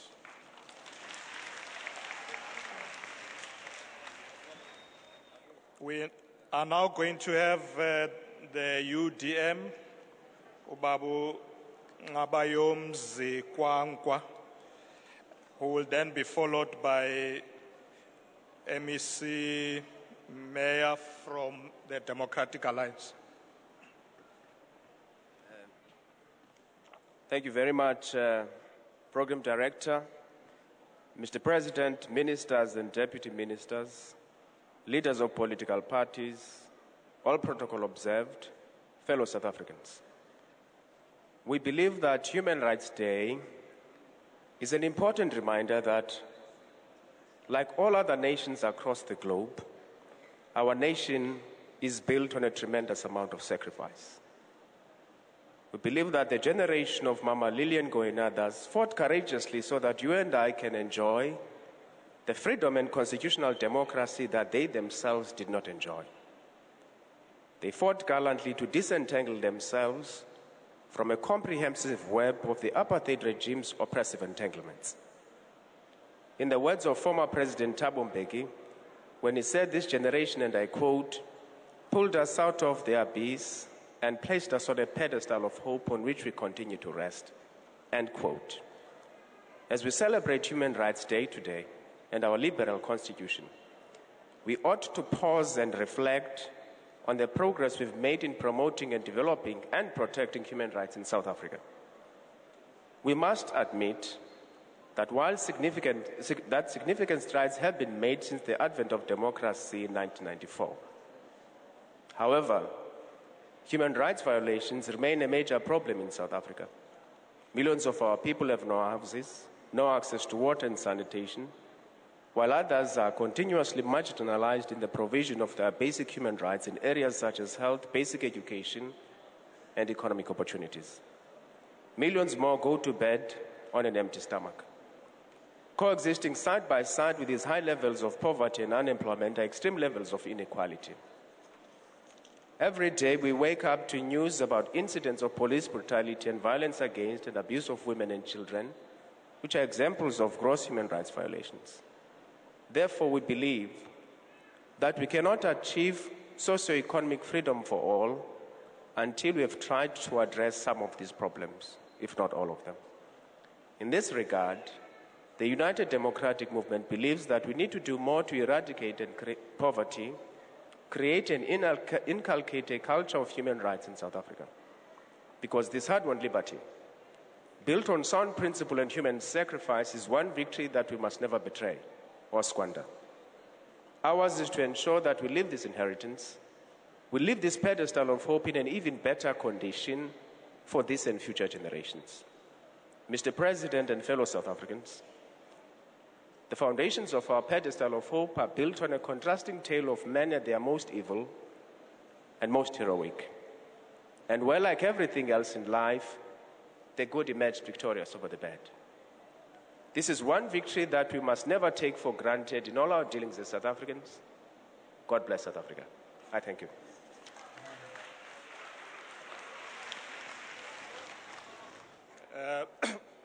There is a request that if all speakers can speak a little bit away from the mic, because the translators for sign language can't hear if you are too close to the mic. So just be a bit far from the mic. MEC Mayor for Democratic Alliance. Thank you, Mr. Program Director. The Democratic Alliance recognizes that 1994 brought democracy to South Africa, and it is indeed now our collective and individual responsibility to protect our beloved country, to protect our beloved women, our beloved mothers, our daughters, and our children in South Africa. The Democratic Alliance wants this day to remind us that people want freedom they could use. We call on all South Africans to rebrand this country with the values of caring, the values of compassion, the values of Ubuntu, the values of love, and the values of respect. The soul of South Africa is crying. The soul call for us to create what I call cultural warmth towards each other. Democracy in South Africa is alive, but our human rights culture needs serious attention. The Democratic Alliance acknowledges that more needs to be done to build our culture of human rights. Mr. President, the Democratic Alliance supports your call to build a culture of social cohesion, a culture of socioeconomic rights. Mr. President, we also support your call as envisaged of the National Development Plan, and that future that is the content of the National Development Plan. We support that plan as the Democratic Alliance and that culture of human rights that is content in the National Development Plan. Thank you, Mr. President, because we believe through this day we can indeed, and together with the National Development Plan, we can indeed be better together. I thank you. I will now have the leader of the PAC, Africa Chona, and Africa Chona will be followed by a member of Parliament representing the African National Congress, Oban Bustone Sizan.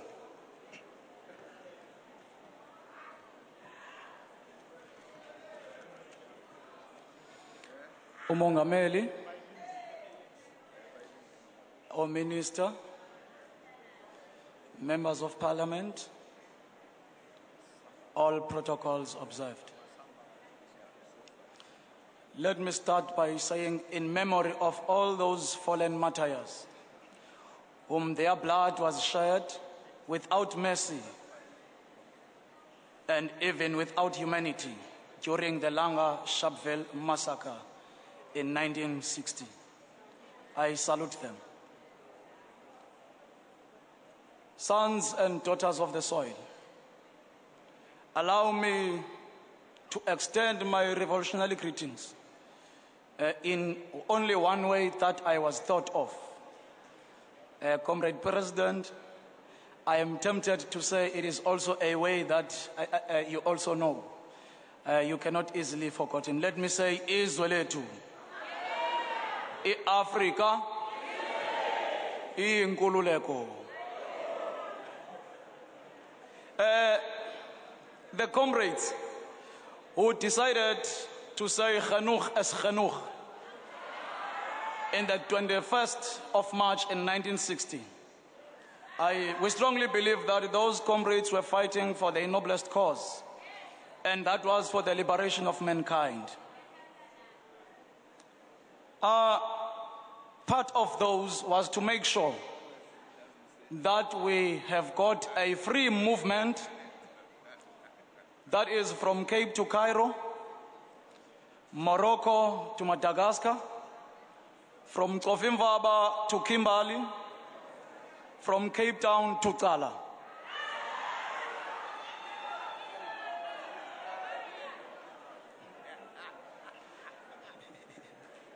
The history of the PAC remains very important on this day.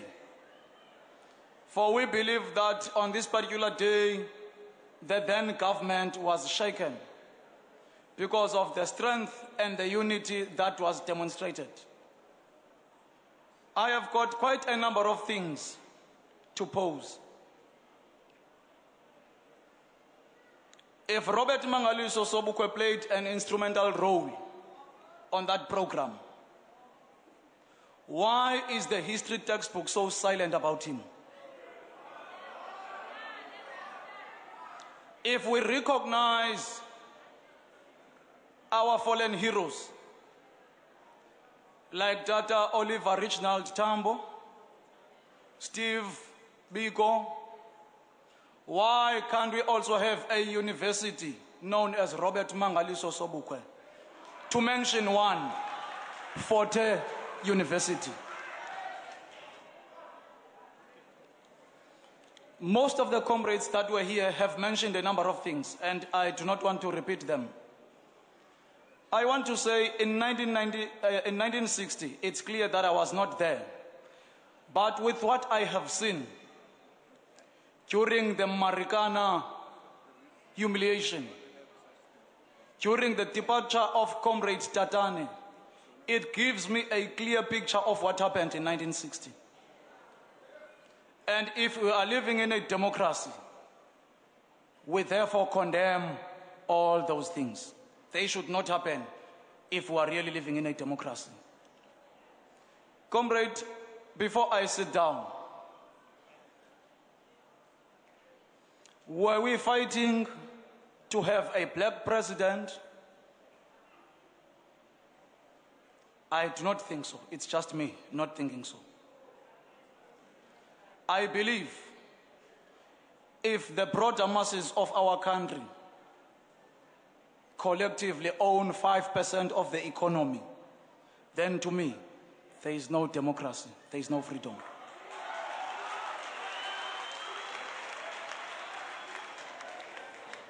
The Freedom Charter states it very clearly about education, that the doors of learning shall be opened for all.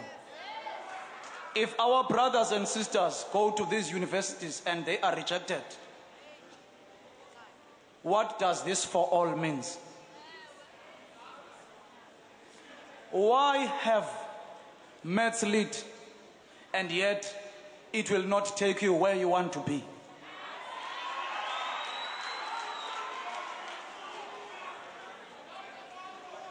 I understand very well that we have got FET colleges.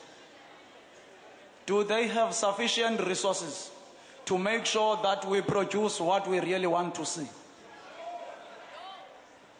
Is the curriculum that we have responsive enough to the challenges that we have as South African citizens?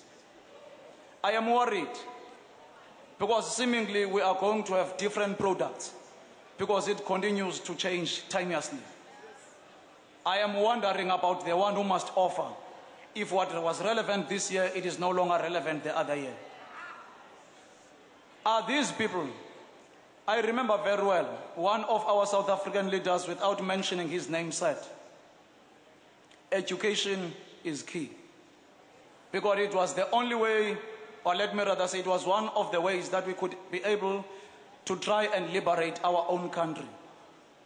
If the people who are expected to produce the engineers, the scientists that we talk of, are ignored and not given according to their abilities in terms of their payment, do we expect a motivated educator to build the new South Africa? Is the South Africa that we have today what Tata Oliver Tambo anticipated? Is it what Uncle Zephaniah Mtopeng anticipated? Is it the South Africa that Vuyani Namba, Batandwa Ndondo, and all other leaders anticipated to see? If it is no, where did we go wrong? If we say better life for all, why would we still have streets that we cannot access? Because we've got people who continuously toy because of the delayed service delivery. With those few words,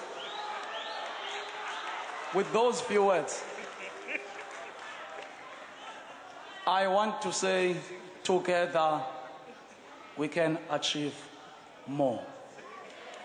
Let me sit down and say, ilizwe lethu, i-Afrika yethu, high moral, high discipline.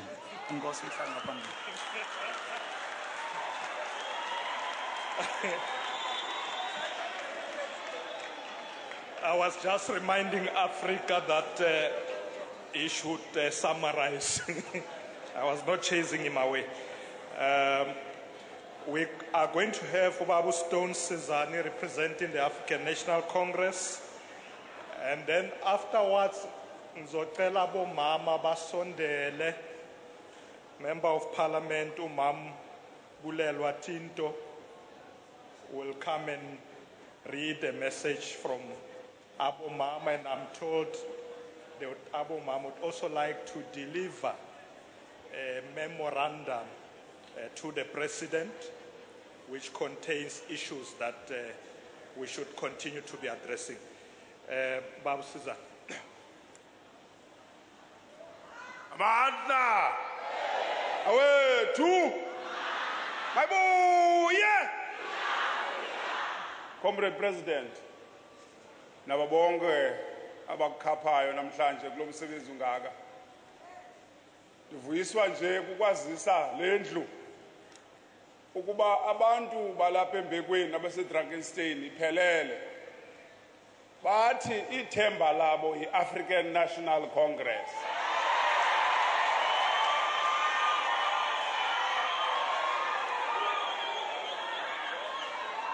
Bathi i-socio-economic rights zabo zinoze zifezekiswe xa kuthe kwabuyiselwa i-African National Congress nalapha eNtshona Koloni.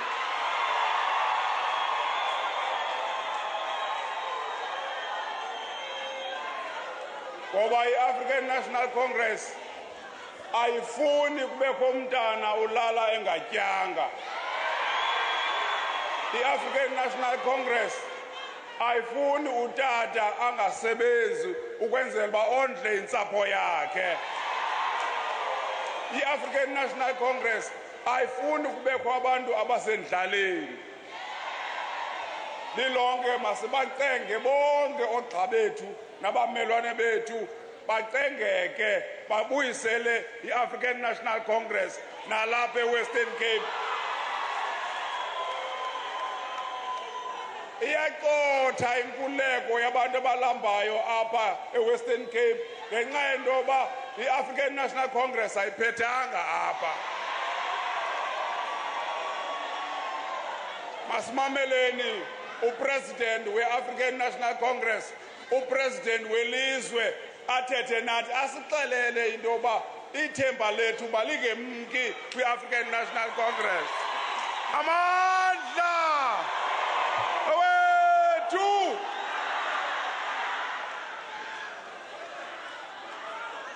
Igama lamakhosikazi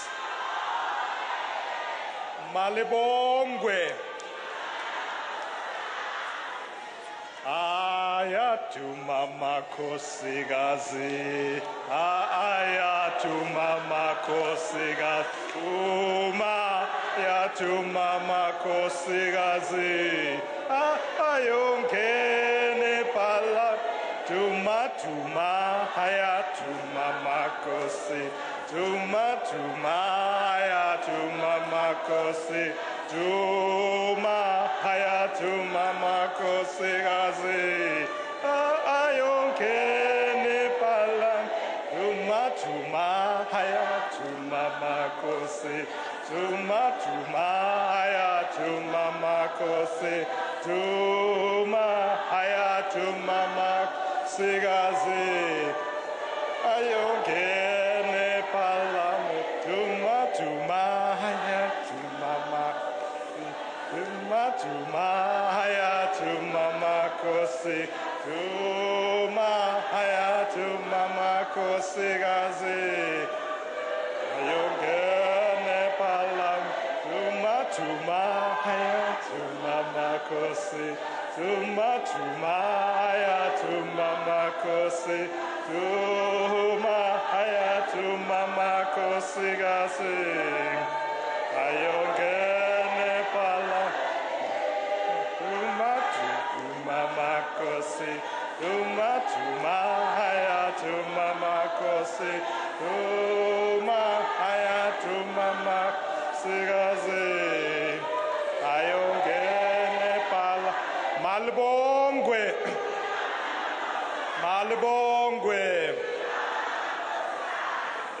President abomama baletha umlayiza ubaluleke kakhulu So that's why I was giving them time to settle.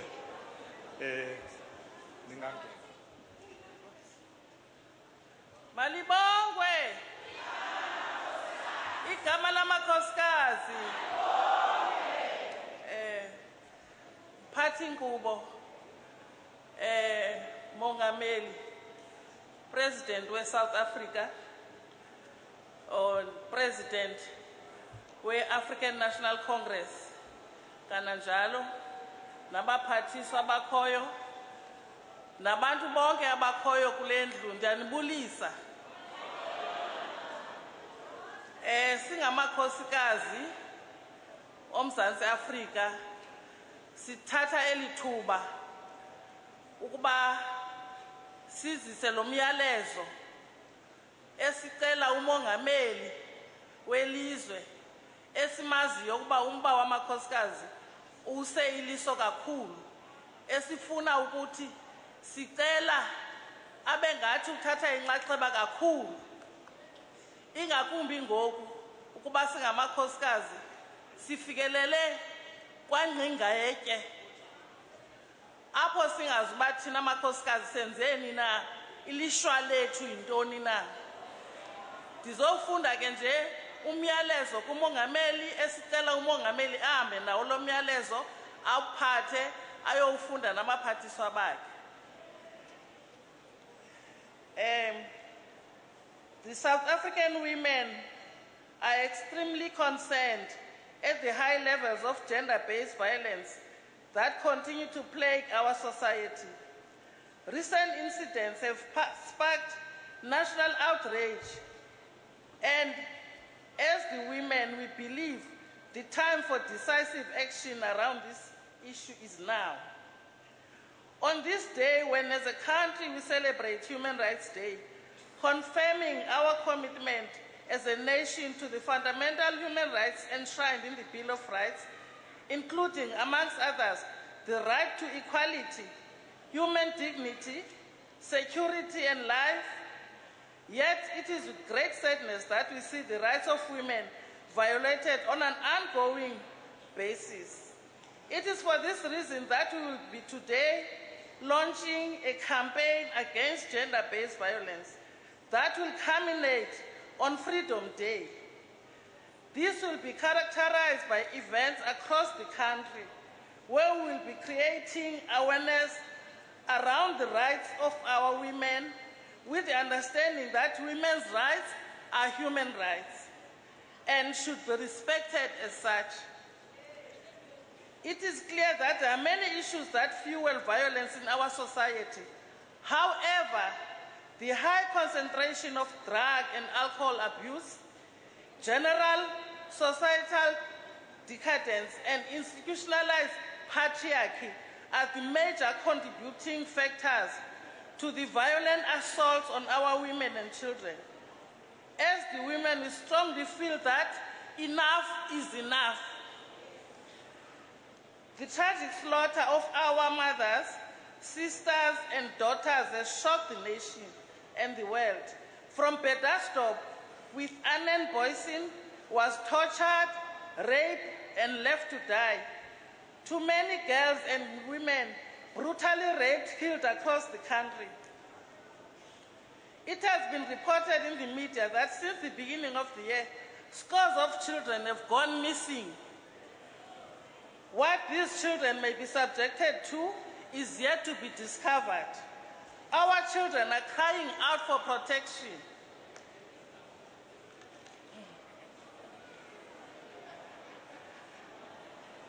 We, the women of South Africa, are calling for an all-out eradication of drugs in society.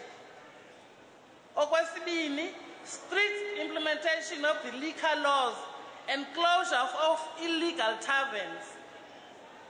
Okwesithathu, better protection of our women, children, and all vulnerable people in the society from gender-based violence, human trafficking, and rape.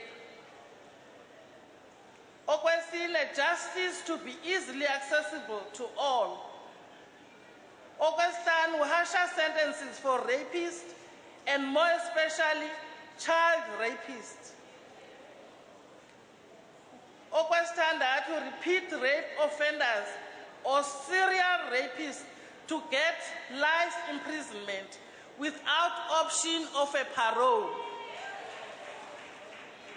Okwesithathu, better implementation of protection orders related to domestic or gender-based violence incidents.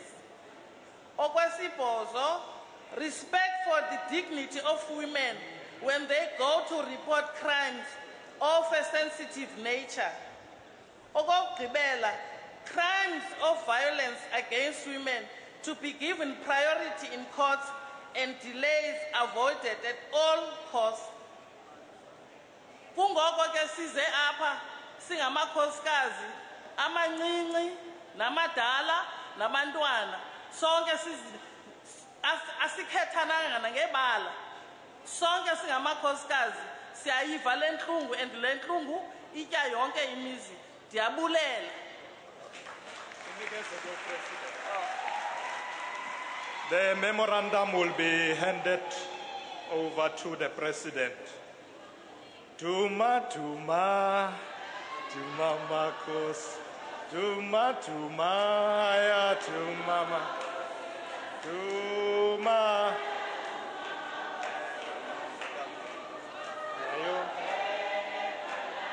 Tuma, tuma. Tuma, tuma, ya tuma makosi. Tuma, ya tuma makosi gazi. Ayongene palam. Malbongwe. Re a leboga bomme, re leboga go menagane.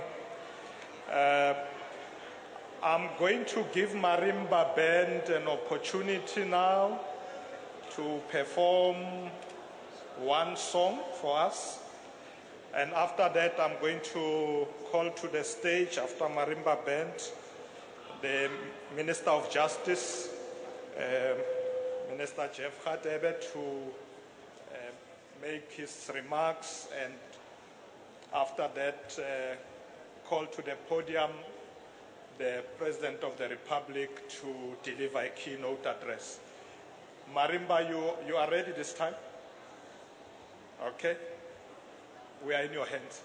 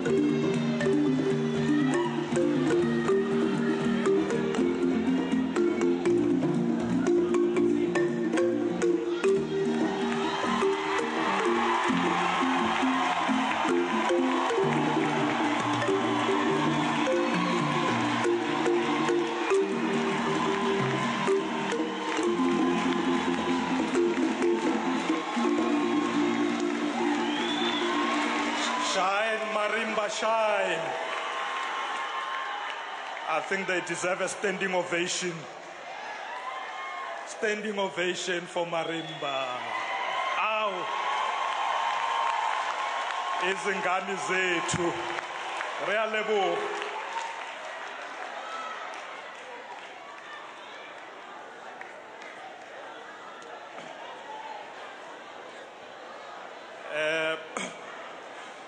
Mr. President, I'm reminded that as we speak here, there are other 2,000 people in the stadium. So the people in the stadium, I greet you. I hope they see me. Apparently they can see us. Molweni Stadium, Molweni. Molweni Stadium, Molweni. Thank you very much, Minister of Justice. Viva government, viva! Viva Paarl, viva! Molweni! The director of the program, the Minister of Arts and Culture, Paul Mashatile, His Excellency, the President of the Republic of South Africa, Cabinet colleagues, the Mayor, and the MEC for Arts and Culture, and the people of Embekweni, Sanbonani. It is with a profound sense of honor and privilege to be here today to celebrate the National Human Rights Day here at Embekweni in the province of the Western Cape. The system of apartheid was a gross violation of human rights. We commemorate all those who laid down their lives so that you and I must be free today. The people who were mowed down in Sharpeville, Gugulethu, and many other townships. Those who were sent to the gallows like Vuisilemini, Solomon Mahlangu, and thousands of activists.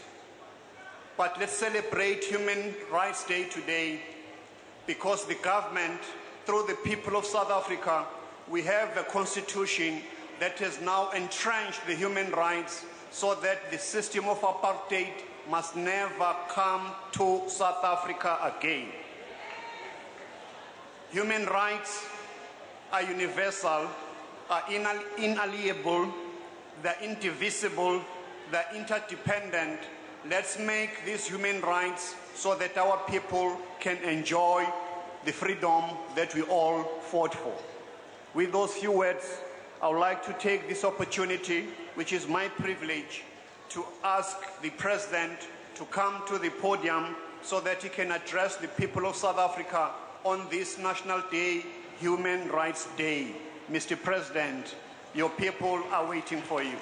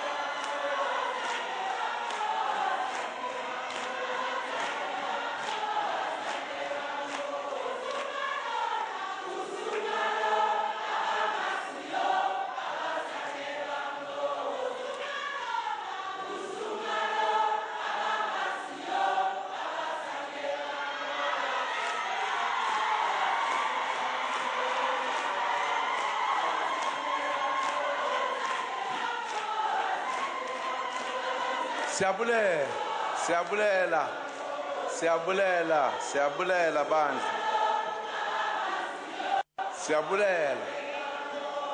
Siyabulela, thank you very much.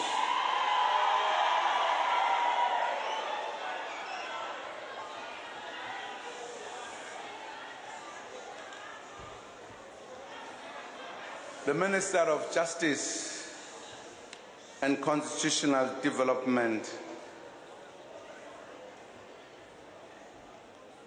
the Minister of Arts and Culture, our Director of Program,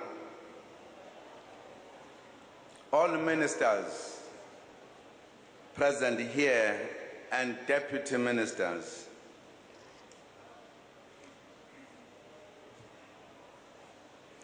MECs present here, Her Worship, the Mayor of Paarl, members of the Diplomatic Corps,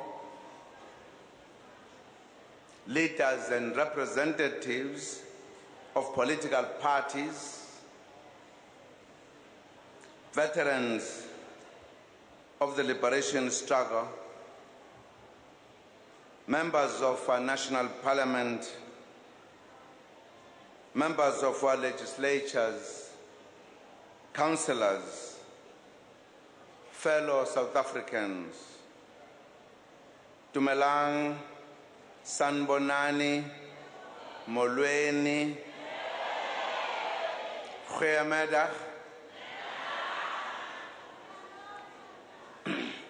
Lochani,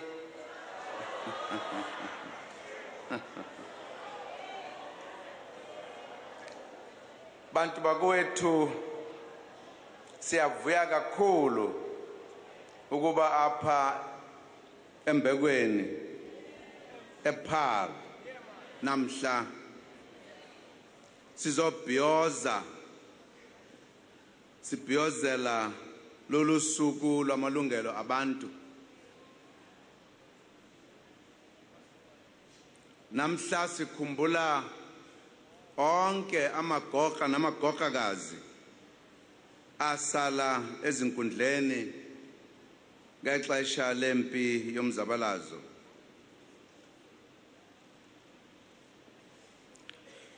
Ngexesha sizabalazela inkululeko yethu nombuso wethu wentando yeningi.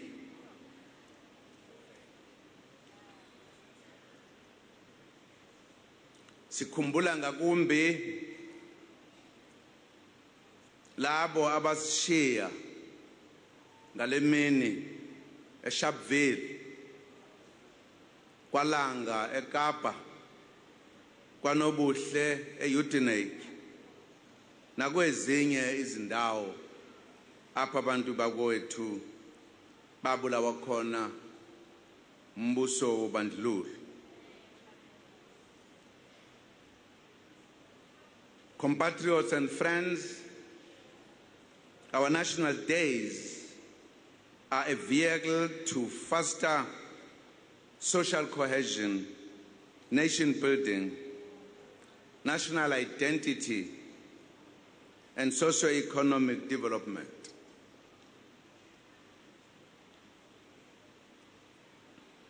That is what these days are about. They are about a celebration. We are celebrating. We are not competing. It's not a day for contestation. And I'm saying this because we may be tempted to dilute the meaning of this day. Langa la namhlanje kulona loba siqophisane siphikisane sikholane hayi lilanga lokukhumbula uba siphumaphi sesambe safika.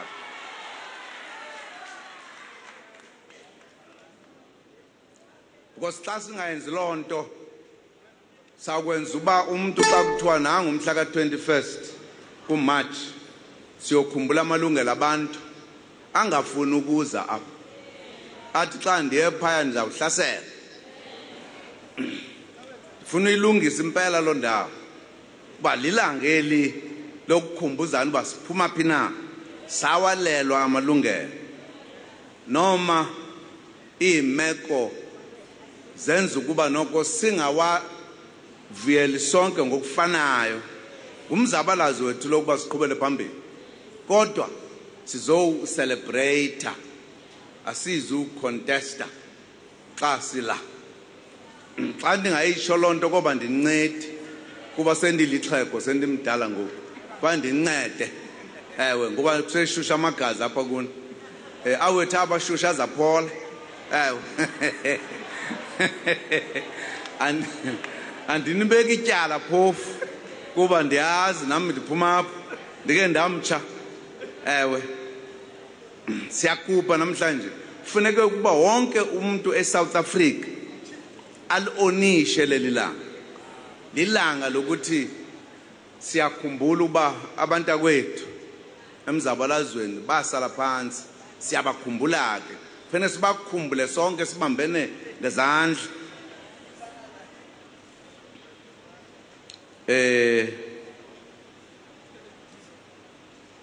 previously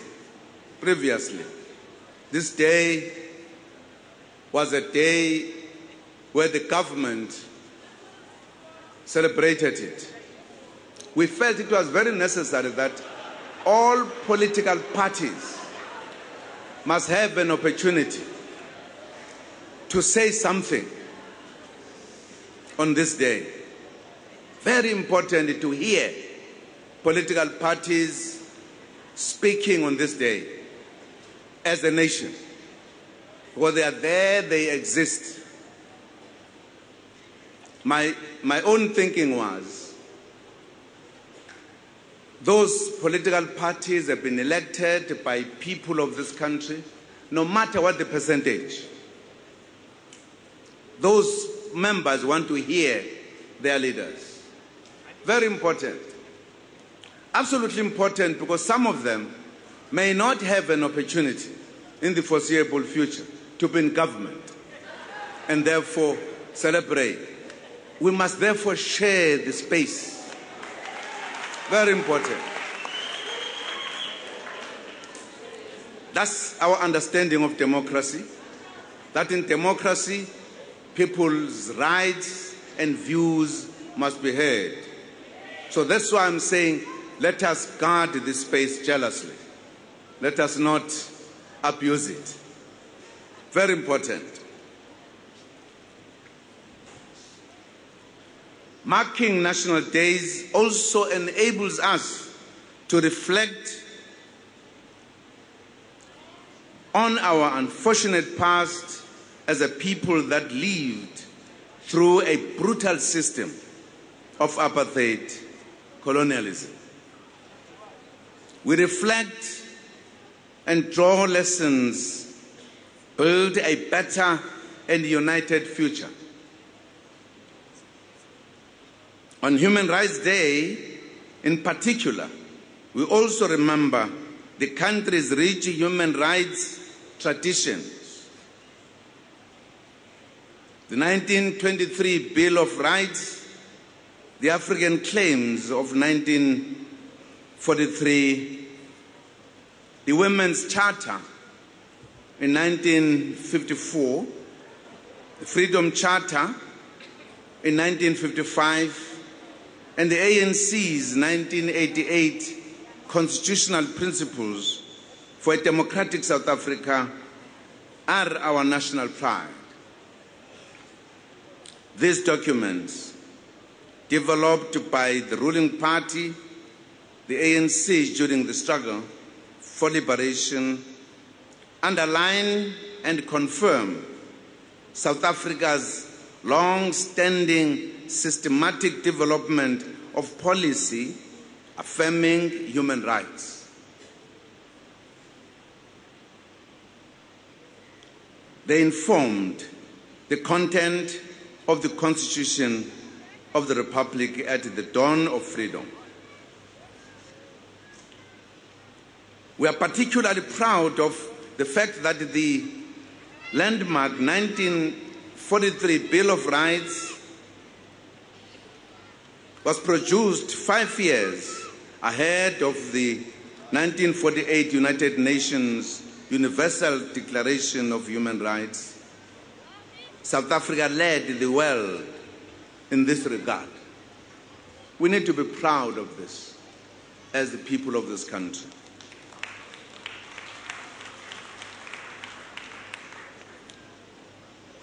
Today also is the International Day for the Elimination of Racial Discrimination, proclaimed in 1966 in memory of the Sharpeville massacre by the United Nations through UN Resolution 2142. Compatriots, let me also underline that this democratic government also affirms the rights of persons with disabilities. Thus today, we also mark the World Down Syndrome Day as declared by the United Nations Organization in 2011. Fellow South Africans, we mark Human Rights Day 2013 under the theme United in Advancing Socioeconomic Freedom for All. The purpose is to promote the idea of socio-economic freedom for all South Africans. It also highlights the advanced nature of our Constitution, which recognizes more than just political and civil rights. This was based on the understanding that civil and political rights mean little if they are not accompanied by tangible socio-economic rights. These include the rights to housing, education, and health care, and the right to favorable working conditions. While marking the importance of socio-economic rights today, we also highlight the fact that today has a particular significance, as it is a day on which, in 1960, the apartheid police shot and killed 69 people and wounded many others in Sharpeville. The liberation movement resolved then to build a South Africa in which such incidents would never occur when freedom dawned. This is also the commitment of the democratic government. Today we reaffirm our determination to build a police service that respects the rights of all. The South African Police this year marks a centenary of its existence. The period since its establishment in 1913 until 1994 is marked by state-sanctioned cruelty and brutality by the police. In 1994, the democratic government began to transform the police service into one that is people-centered and which serves all the people of our country. A lot of progress has been made with regard to both transformation and service delivery. Today, we are happy that each year statistics indicate a reduction in serious crime. Crimes against women and children remain a serious problem, but statistics prove that the perpetrators are being caught and punished. We trust that this will act as a deterrent.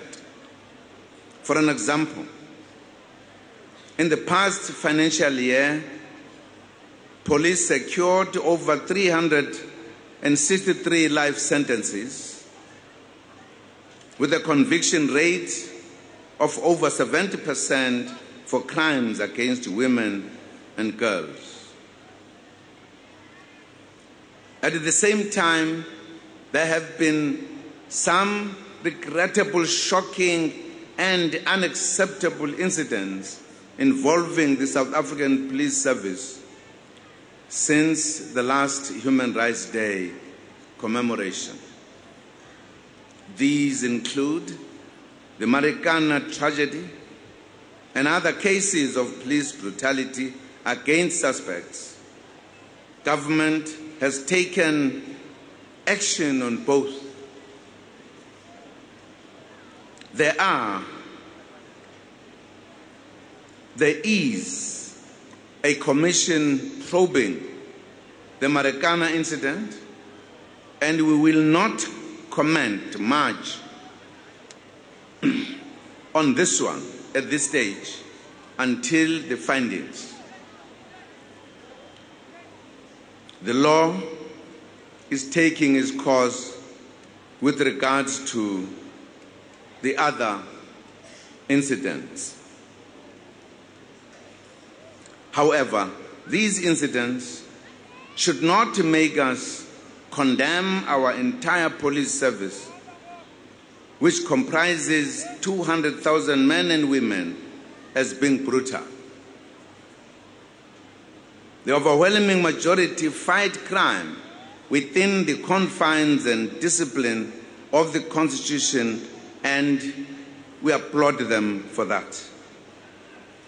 We urge you today to continue supporting the police in their work. The police can only continue succeeding in fighting crime if they have the support of communities they serve. We must support them as well in their efforts to root out rotten apples from their ranks who engage in criminal action, including corruption.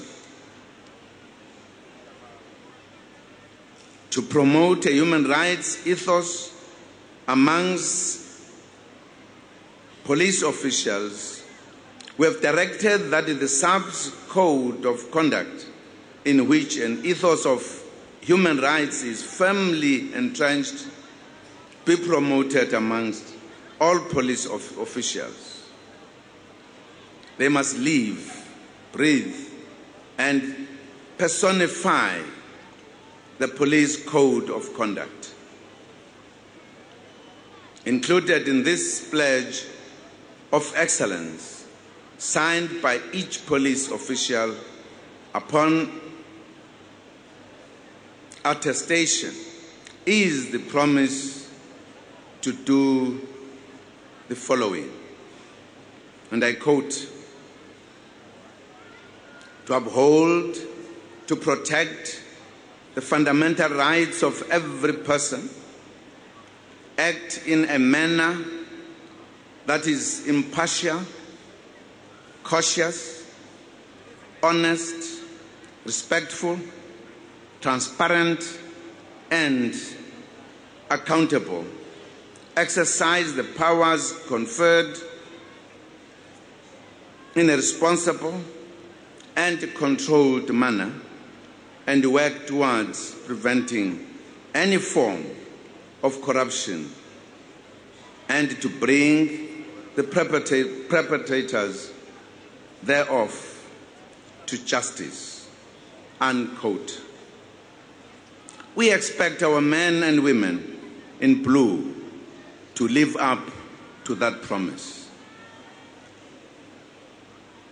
Bakwethu siyagcizelela, siyaqinisa ukuthi kufanele sibambisane namaphoyisa emphakathini emkhankasweni wawo ukuhlonipha amalungelo abantu. Uma amanye awo enza amaphutha, akusho ukuthi asilahle wonke amaphoyisa aseMzansi Afrika ngenxa yalawo.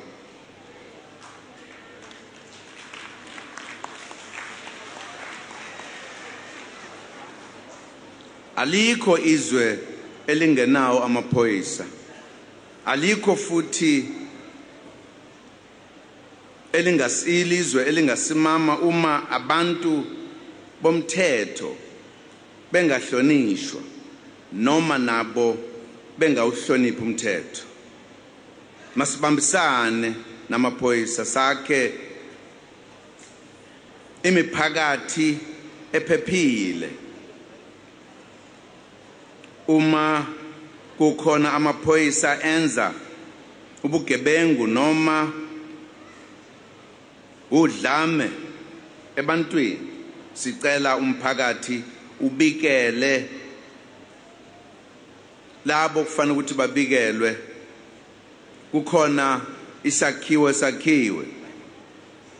esibizwa ngokuthi phecelezi Independent Police Investigating Directorate, ukuze kuphenywe bajeziswe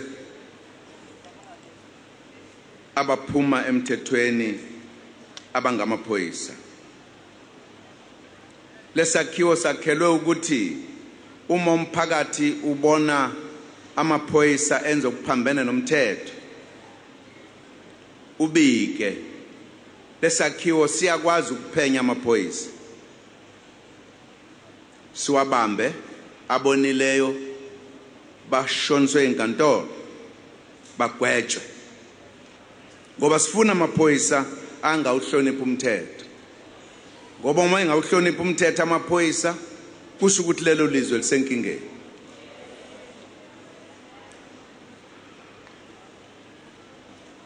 Compatriots, as said earlier, we are striving to promote socio-economic rights. We are building a country where communities have a road, schools, clinics, recreation facilities, community halls, electricity, water and sanitation. The state is called upon to ensure that citizens enjoy these rights subject to resources being available. We needed to include socio-economic rights in the Constitution because successive apartheid governments deliberately deprived black people of all the basic amenities that ensure a decent standard of living. We know that many sections of society and individuals become agitated when we refer to the apartheid legacy in our country. This is a fact, and the legacy cannot be reversed overnight. We'll continue doing our best in spite of the challenges that we face. We will not rest until every household has water, electricity, sanitation, and other services. Access to these services is expanded each day.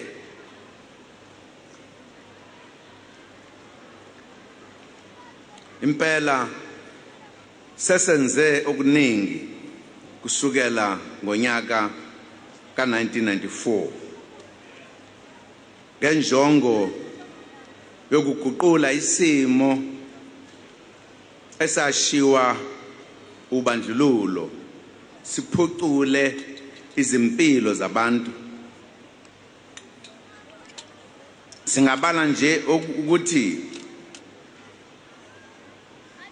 isisondele ku-200,000 imizi eyakhiwa ugesi ngonyaka odlule. Uhlelo lokubalwa kwabantu icensus 2011 yaveza ukuthi sebephelele bonke bangu 2.1 million manje abantu asebenogesi, nemizi esithole amanzi seyandile, nezindlu ziyakhiwa ezindaweni eziningi. Kuningi impela nokwenziwayo ukuthuthukisa izinga lemfundo, ngoba isisekelo sentuthuko imfundo. Ukwakhiwa kwezikole kuqedwa ezinodaka nakho kuyaqhubeka. Uhulumeni futhi umatasa wakha amanyuvesi amabili eNorthern Cape naseMpumalanga ukuze kwande izindawo zokuqeqesha. Kuyavuyisa ke futhi ukuthi izingane ezifundayo ezingaphansi kweminyaka engu-15 seziku-96%, ukukhombisa ukuthi siyaphumelela ukwenza imfundo ibe ngephoqelwe. Uhulumeni usiza izingane ezingu-8 million ukuze zifunde mahala, eziphuma emakhaya akhungethe ubumpofu ahluphekayo. Kanti futhi izingane ezingu-8 million zithola ukudla mahala ezikoleni ukuze zifunde kahle. Uhulumeni uyajabula kakhulu futhi ukuthi inani lezingane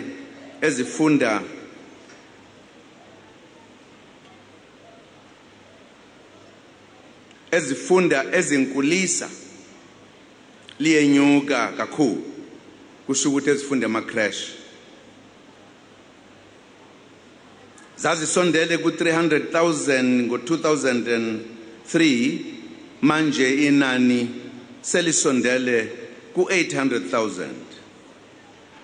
Uhulumeni uyaqhubeka nokusiza intsha esemanyuvesi nasemakoliji ukuthola imifundaze nokubonelelwa kanye nokubolekwa imali. Sicela sibambisane nabazali nemiphakathi ukwenza zonke izikole zezwe lakithi zilithole lolu sizo, zisebenze ngendlela, zikhiqize imiphumela emihle. Sifuna kuthuthuke izinga lezingane ezifunda ziphase izibalo, mathematics kanye nescience. Sifuna othisha bafike ngesikhathi ezikoleni, nokuthi nabazali badlale indima yabo bayise izingane ezikoleni ngesikhathi, zihloniphe othisha, zifunde.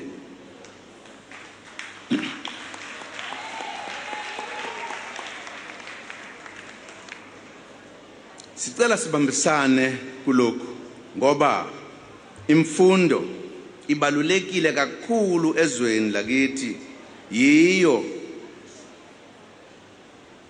ezogcwalisa inkululeko, yiyo eyokwenza ukuthi abantwana bethu babe yikusasa eliqhakazile.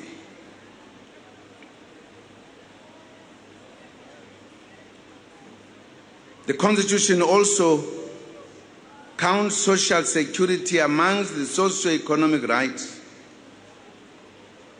We have expanded the social assistance program or social grants from covering just 2.7 million people in 1994 to over 16 million people to date. About 2.9 million recipients are older people, while 11.5 million receive the Child Support Grant. Social grants are government's most effective poverty alleviation program. Research conducted by the Department of Social Development indicates that the grants continue to have a positive impact in the lives of many families in our country. Compatriots, there is recognition by the world that we are trying our best. In May last year, South Africa was invited to present its second Universal Periodic Report to the Human Rights Council of the United Nations. Countries are expected to present a country report every 4 years to the Human Rights Council to declare what actions they have taken to improve the human rights situations in their countries and to fulfill their human rights obligations. Other states commended South Africa for its commitment to human rights and to improve the lives of its citizens. We were also acknowledged for the delivery of basic services such as housing, health and education, as well as South Africa's leading role in the UN Human Rights Commission. Like many countries in the world, our country faces a serious challenge of youth unemployment. Collaboration between the parties represented at NETLEC, namely government, labor, and the community sector, is critical in order to promote youth development and youth employment. We are pleased that the NETLEC parties have agreed to work together to expand opportunities for the employment and development of the youth. The Youth Employment Accord will be signed in mid-April in Gauteng. As part of putting some aspects of the Youth Accord into action, the Minister of Finance announced a tax incentive aimed at encouraging firms to employ young work seekers. This will be tabled for consideration by Parliament. Compatriots, let me urge the entire nation to work with the government and the social partners to rebuild our country and in particular to build the economy. We should all play our role to make our country attractive to both local and international investors so that the economy can grow and create jobs. We therefore emphasize the point that people must stop talking the country and talking the economy and the country down. We need to take a more balanced view of our country and be ready to highlight and acknowledge the achievements of our democracy when making assessments. Our assessments must not be one-sided. Kufanele sonke sibambisane nohulumeni, nosomabhizinisi, nezinyonyana, nezinhlangano zomphakathi ukuheha osozimali ukuze beze bazotshala izimali ezweni lethu kwakheke amathuba emisebenzi. Ngalokho-ke ngalolu suku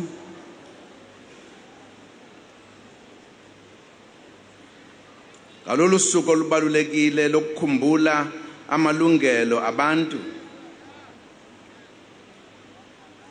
esigxile kuwo kakhulu ngalo namhlanje,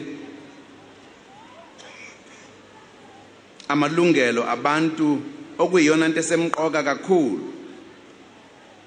Kufanele sikhumbule nokuthi abantu banalungelo futhi avunywa umthethosisekelo kwezomnotho. Sithi masisebenzeni sonke sakhe iningizimu Afrika engcono nekusasa elihle. Masibambisane ukuze amalungelo abantu ahlonishwe ngezikhathi zonke ezweni lakithi. Siyawunxusa umphakathi futhi ukuthi uhloniphe namalungelo abantu bakwamanye amazwe abahlala ezweni lethu. The respect for human rights extends to the rights of all people in the world. Therefore, we condemn strongly any acts of xenophobia or any attacks or resentment directed at foreign nationals living in our country. Compatriots, on this Human Rights Day, let us continue promoting the respect for the rights of others. As government, we will also continue to promote respect for the rights of all citizens. Our Constitution provides for a number of institutions that protect democracy and human rights. These include the South African Human Rights Commission, the Commission on Gender Equality, the Office of the Public Protector, and the Commission for the Rights of Linguistic, Traditional, and Cultural Communities. In addition to these institutions, our democracy provides for the existence of many non-governmental organizations which promote the rights of women, children, the youth, the rights to education, health, and other socioeconomic rights. This indicates a healthy democracy where people are able to express themselves and also promote the enjoyment of their rights. We wish all South Africans a meaningful Human Rights Day as we celebrate how far we have come and what we have achieved under difficult conditions of transition from apartheid to freedom and democracy. May God protect our people. Kosi sikelele Afrika. Murana Puloka Sechava Sayesu. God bless Africa. Hosi Katega Africa, God Sien Africa. Thank you very much.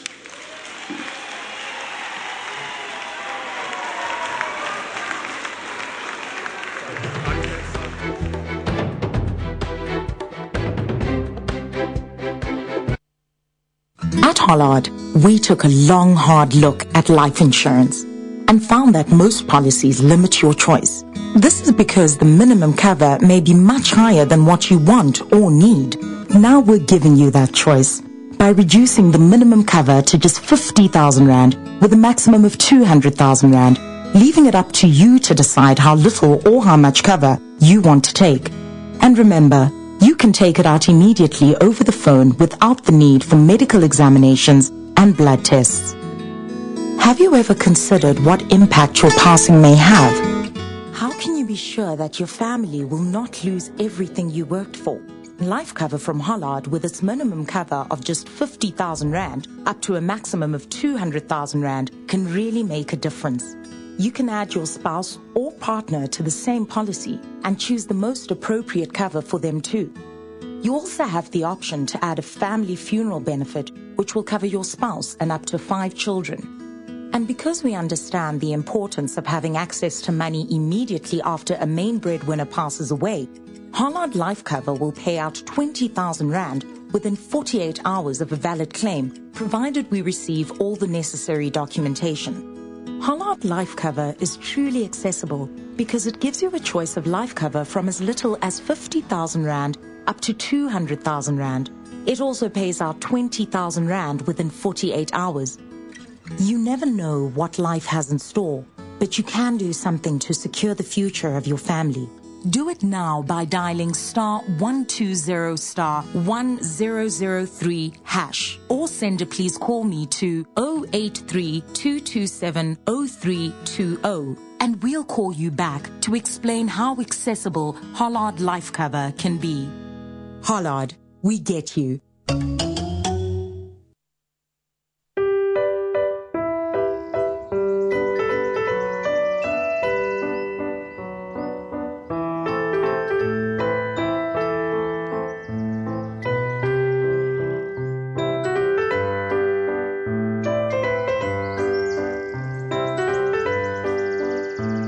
It's our unique creamy taste made with more than 3 glasses of milk that has made us SA's favourite custard for almost 40 years. And that's why mums know that Easter wouldn't be Easter without Ultramel. Serve a smile this Easter. On behalf of the ETDP SITA, I would like to congratulate all teachers in our country in general, and in particular, those that made it to the finals of the National Teaching Awards, held on the 7th of March. Yours is an important task, and you are the true custodians of our nation's future. Together with the Department of Basic Education, ETDP SITA is committed to the professional development of teachers and recognition of excellence in the profession. Well done, and may you continue to educate our nation for a better South Africa.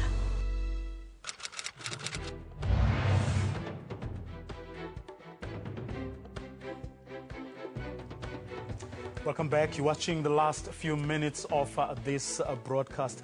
I want us to go through some of the issues that you've picked up from both from President Jacob Zuma's speech. But before I do that, I want us to go very briefly to the opposition parties. You had the opposition parties raising some issues there about, but a lot of it was about, things that matter to them as the respective political parties, and less about perhaps where the country is going. And you didn't get a lot about what the people we had in the insets and from what Griselda and them were the issues that those people were raising. Is there a disjuncture between what the politicians understand to be the issues and what is actually pertaining on the ground? Leon? I think basically there's the notion of human rights is one that is really contested, and I think it's interesting that the President spoke about this is not a day for contestations. It inherently is, because life and death issues inherently lead to a sense of desperation and contradictions and how to attain them. And I suppose as well that a day like this is also important to be historically have a context, not to be ahistorical. And these contestations that we saw in 1960 at the March 21st Sharpeville uprising seem to be with us even now. And that was a very strong stand against, apartheid-based capitalism and social engineering, race-based, and where people's manhood and womanhood was compromised. African people's manhood and womanhood was compromised. And this was really an attempt to self-determinate and self-determine one's own freedom of movement, freedom of labor, and the right to withdraw labor, which is a very critical right, and we see that even today. These are some of the issues that we grapple with, the issues of police brutality and how, for example, there was a deputy commissioner called Terre Blanche at the time, who, because of his intervention and Philip Kosana, who was the PAC Western Cape secretary then, averted many more killings that there would have been in Langa. And I think that the cross-reference between that and perhaps Marikana and the recent killing in Davidton as well, again, lead us to a place where we're seeing that the gains that we would have expected in 1994 are not translating, and that the rights that should be underpinned everybody's livelihoods are still very much the purview of the few. And I've always been of the opinion that human rights in the neoclassical construction are more available to the ones who need them the least. Governor, is that your experience? I mean, you've had hearings throughout the country in all 9 provinces. Is what Lebohang Pheko was saying your experience? Is that what you're hearing from people on the ground? Tragically, it is. I think that what I said earlier about if you take the map of those who don't have their rights in terms of water, sanitation, housing, etc., you would actually put it against South Africa's map. You're replicating the old apartheid Bantustans, the townships, the informal settlements. And that's an indictment on all of us. And it's an urgent call to action. So it's not good enough to say we're going to actually improve access to maths, and we're going to improve maths and science, we're going to encourage that, when in fact about 95% of our schools don't have laboratories, well-stocked functioning laboratories, computer centres, libraries, where you have almost half of the schools in the country which don't have water, which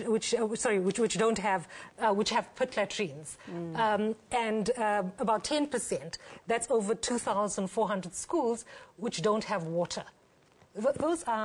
That's the reality. So if you're going to change it, if you're going to ensure socioeconomic rights, you have to actually address that immediately. And in terms of progressive realization of rights, that's not about you can't say we're going to deliver water next year, we're going to eradicate the bucket system, and you keep shifting the deadline. You've got to actually do it now, because people's life and dignity is what's being violated right now. People are dying because of this right now. But where, in your view, is the government missing the point? Was if you listen to the President talking about education and the achievements that he traces back to, like, since 1994, and then he dishes out the numbers. But then when you look at the stats you have here, how many laboratories have we got, and so on, where do you think the government is missing the point?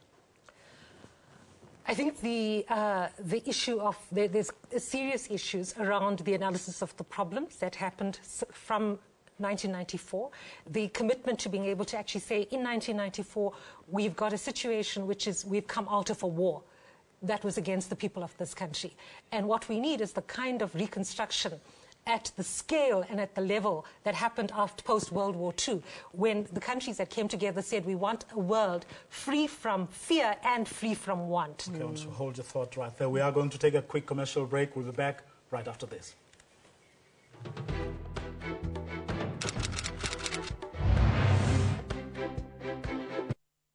Penalty given by the referee for offside, and now the pressure is on. They need this to win. Is the pressure getting to them? Heartburn can strike any time, anywhere. But Gaviscon tablets give you fast relief on the go. The flags are raised and Gaviscon saves the day. Just one pop makes it stop. Gaviscon tablets, fast relief on the go.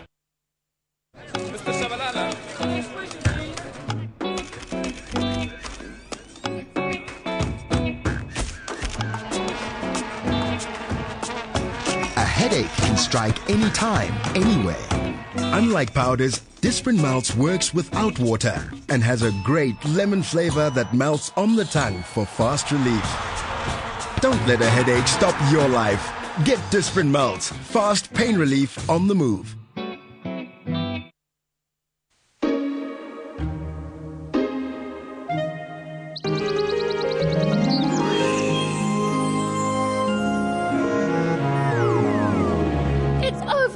Magic's gone. It's just his fabric conditioner. Get him to try Comfort Concentrate. Unlike regular fabric conditioners, its magical capsules mean that new freshness feeling lasts and lasts. Comfort, with magical capsules for true freshness that lasts and lasts. Lizzie, that's long enough now. In the unfortunate but certain event of death, your family should not have to worry about money for the funeral. This is why the Clientele Funeral Dignity Plan pays out within just 24 hours. Plus, we will send 200 Rand free airtime to help with the funeral arrangements. It's affordable. A family of 5 could receive over 50,000 Rands cover from under 1 Rand per person per day. SMS funeral to 44054 and we'll call you back. Sure, you better soak this pot. It's okay. I'll just put everything in the dishwasher. It's never going to clean that pot. Of course it will. With a finished tablet in my dishwasher, I get perfect results every time. Look, it's spotless. Unbelievable. Get your DeFi dishwasher now for an amazing 2399 at leading retailers. Offer ends 30 April 2013. Finish the diamond standard. I'm going to get myself a dishwasher tomorrow. Are you a victim of domestic violence? Are your rights as a child being violated? Have you been unlawfully evicted? Do you have any other legal problem but cannot afford a lawyer?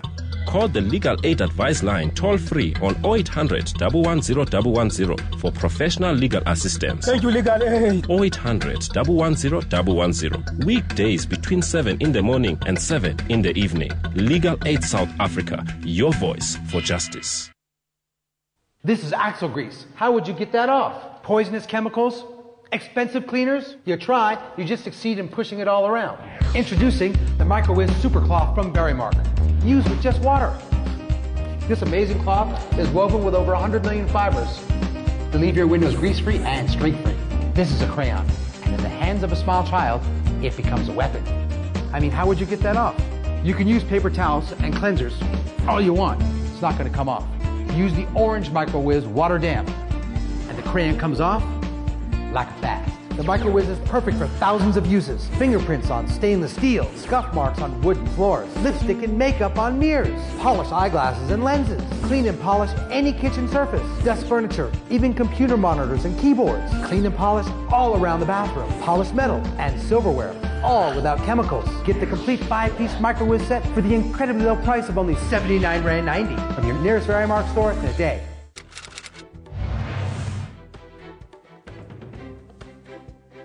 Welcome back and thanks for joining us. Well, unfortunately, we're going to leave this broadcast right here. We've run seriously out of time. Lebohang Pheko, Prex Governor, thanks very much for coming. Well, that's all we had time for. Thanks very much for watching and goodbye.